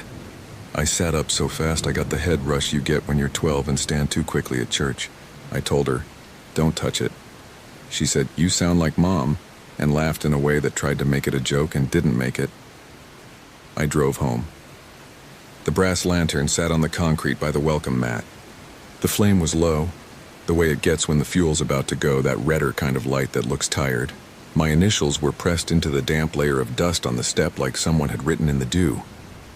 I would have thought my sister had done it to bust me if I didn't know her well enough to know her jokes don't look like that. She stood inside the screen door in her robe and said, "You going to tell me why something from your work is on our porch?" I did not have a story that made sense. I lied and said I was cleaning it and left it here on accident last night when I came home to get something I'd forgotten. She looked at me like she did when I told her I wasn't the one who dinged the neighbor's car in 2009. She knows the difference between a mistake and a story. I carried the lantern to the truck and drove back to the cemetery in the kind of quiet you feel in your knuckles. I put it in Paula's office and said, "If anyone comes for this, tell them they can have it." She nodded like she wanted to be done with the kind of day where a sentence like that makes sense. We did our list. We avoided Section F like adults who don't have to touch a stove to know it's hot. At noon, a family came in to place flowers and a little ceramic hummingbird on a grave near F. I watched them from a respectful distance while I pretended to adjust a sprinkler. The dad told his kid to stop stepping on the grass because he'd heard somewhere it's bad luck. The kid kept doing it and nothing happened. The world is full of days like that. I don't know what I want you to believe about the next part. I went back to F at the end of my shift because I needed to feel stupid again in order to feel normal. The ground at the spot was flat and correct, like nothing had ever been wrong with it. No initials, no mound. The dirt had dried to a uniform pale crust after the sprinkles. The impression of the rectangle was gone. Even the lines our shovel had left were smoothed as if someone had ironed the earth. For a second, I let myself think I had misremembered the location. I know better. You learn the map of a place in your bones if you work with it that long. I crouched and pressed my palm to where I knew. It wasn't warm or cold. It was ground. I smiled at nothing in that way that probably looked strange from far away. I walked back toward the shed and passed by the columbarium wall. A woman in a pink cap was standing there with her hand on the niche door, like she was checking if it was locked. "Is there a problem?" I asked, polite. She jumped and then laughed in that embarrassed little way people do when you catch them being human. No, she said. "I just like to make sure." She asked me if I could help her find a marker for her uncle. I did. I pointed her down 2 rows and told her count 4 in from the path. She thanked me and went the wrong way first and then the right way. And then she stood there and did the small thing people do where they talk under their breath and say someone's name and pretend the name is a handle. On my way back to the shed, I saw the lantern again. It sat on the bench by Mr. Pineda's spot. It wasn't lit. It looked duller than before, like some of the shine had given up. I picked it up and felt the dent with my thumb and knew it the way you know your own keys on a ring. I put it in the solvent cabinet again because I keep trying to do the thing that proves something can't happen again. I locked the cabinet. I felt better. I woke that night at 2:13 without an alarm. The house was too quiet, the way it gets when even the fridge cooperates. My sister's door was open 2 inches because she hates closing it all the way. Across the hallway, the bathroom nightlight made its little dome of orange. I listened for the little clicks of the AC and didn't hear them. I went to the kitchen and stood with my hands on the cool laminate because it makes me feel like I'm holding on to something I paid for. I told myself a thing that wasn't true. If I didn't go to the cemetery, nothing would happen. My brain is not smarter than whatever this is. I drove. The roads were empty except for a man riding a bicycle with a milk crate on the back, and I wondered where that man was always going and whether it was the same place every night. You know how this part goes. The lantern was burning. The grave was a mound of neat dirt. My initials were in the soil like a neat, well-behaved wound. The camera on the pole had its little red light on, buzzing with a tone I don't think it usually makes and might have been my imagination. I put my hand on the ground and said, "Okay." I said, okay. I said, "What do you want?" like I was bartering at a market and not talking to what might be the inside of the ground. That's when I heard the other sound. Not the sprinklers, not the hum of the far highway, not the plastic flowers tapping their vases. It was the sound of someone shifting their weight down in a tight place. A soft adjusting, a little grit falling against wood maybe. The creak of something that had options and chose to hold for now. I know what I promised about keeping it safe. I'm not breaking that. There was nothing you could call violent, just the sense that something that was not me and not the top of the world was there, waiting in the patient way desert things wait. I froze so hard my breath went on strike. And then, like we'd rehearsed it, the lantern flame leaned again and straightened. The warmth came up through my glove into my skin. The soft adjusting sound settled into a quiet that was so complete it felt like I had put my head underwater. I almost started digging again. I almost did the dumbest possible human thing and took the rest of the night trying to reach something I had no plan for if I reached. And then the look on Miguel's face from the other night came into my head. My friend holding a shovel like a lifeline and trying to be brave for me instead of himself. I stepped back. I said out loud, not tonight. The way you tell a dog you love that you can't throw the ball right now because you don't have a hand free. I did not look away until the flame lighted itself and went down without smoke. I don't have a good ending for you. I went home and slept a little with my boots on, which my sister made fun of. We went to work and did our list. We looked at the camera footage and watched it freeze right where it always does, 2:13 to 4:01, and come back with its little hops. Paula told me not to tell Father Ortiz because she did not want to sit through a talk about the thin places, and because she knows how stories stick to a place like stickers that take a layer of paint with them when you peel them off. I thought about quitting. I did not quit. I asked for 2 days off and drove up to Las Cruces because Earl is buried there, and I stood at his headstone like a kid at a teacher's door after school. I told him I was trying to do right. The wind blew so hard the little flags on the veterans section sounded like 100 hands clapping a beat. No one taught them. I drove back in silence for 50 miles and then put the radio on too loud because silence felt too much like a mirror. Since then, I still come in early. I check the gate and the hose and the stupid faucet. Sometimes the lantern is there, sometimes not. When it is, I stand with it and say nothing. When it isn't, I look anyway and think maybe this is the morning it will be. We haven't added a headstone where the mound appears. We haven't put a name. Paula says she doesn't have a form for "the ground wants a word." Miguel says he'll be there if I ever decide to dig deep and see. I believe him. I hope I never ask. 2 weeks ago, a family brought a flat stone to set where the mound isn't. They had a permit. The plot was theirs for a cousin who died in '98 and asked to be moved closer to his mother. We set the stone. The letters gleamed. The ground was stubborn where we needed the stake to go in, like we were pressing a thumb into a closed eye. When they left, I sat on the bench and waited. Nothing happened until the end of the day, when the light went sideways and made all the names look like the first day they were carved. The wind lifted the corner of the fake grass on a plot we weren't using. A plastic angel fell and righted itself when the gust eased. I started to feel stupid, and then I smelled the clean, sad candle smell. The lantern was lit on the far end of the row, not near the mound, but near a little patch where the irrigation fails sometimes. I walked to it and crouched and found nothing under my hand but cool soil, patient and closed. The initials weren't there. Nothing was. I blew the flame and waited for the little goodbye smoke that never happens with these old mantles. I told myself I would take the lantern home, and I did, and it's in my hall closet behind a stack of winter blankets we don't need. Last night at 2:13, my doorbell camera sent me a clip. It's not interesting. A moth flies up. The street light across the way flickers.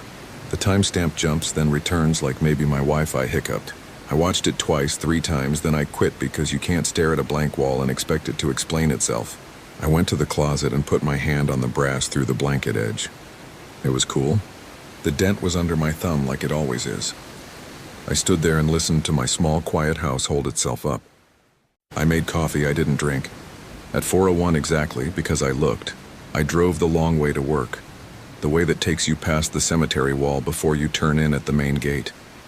The sky was the soft gray that makes you forget all the hard things for a minute. In the mirror, just for a second, I saw a flicker. Not bright. Just enough to make my eyes think of a candle in another room. When I turned to look, the wall was stone and lichen and a bit of bougainvillea snagged from Mrs. Ortega's fence next door. Maybe the grave is nothing. Maybe I'm writing this because the summer was long and the heat picked at the edge of thoughts I usually keep stacked and neat. But I know where that dirt remembers me. I know my initials look right and wrong at once when they show up there. I know I keep waking at 2:13 and not by accident. I know the lantern that belongs in someone's trunk or on someone's mantle keeps honoring the hour like the dead use it as a door. If you come to our cemetery and walk Section F at dawn, you might see a man in a work shirt standing with his hands behind his back like he's listening for something you don't hear. That will be me. You can say my name. I'll turn. I'll pretend to be normal. I'll point you to your aunt's grave or your cousin's marker, and I will help you carry the little stone you brought to set at the foot. And if you ever notice a fresh mound where we didn't put one and initials pressed into the soil like the ground took a breath and made a note, please don't tell Paula I told you any of this. She doesn't have a form, and I'm not sure I want to know what gets written on the line where the name should go.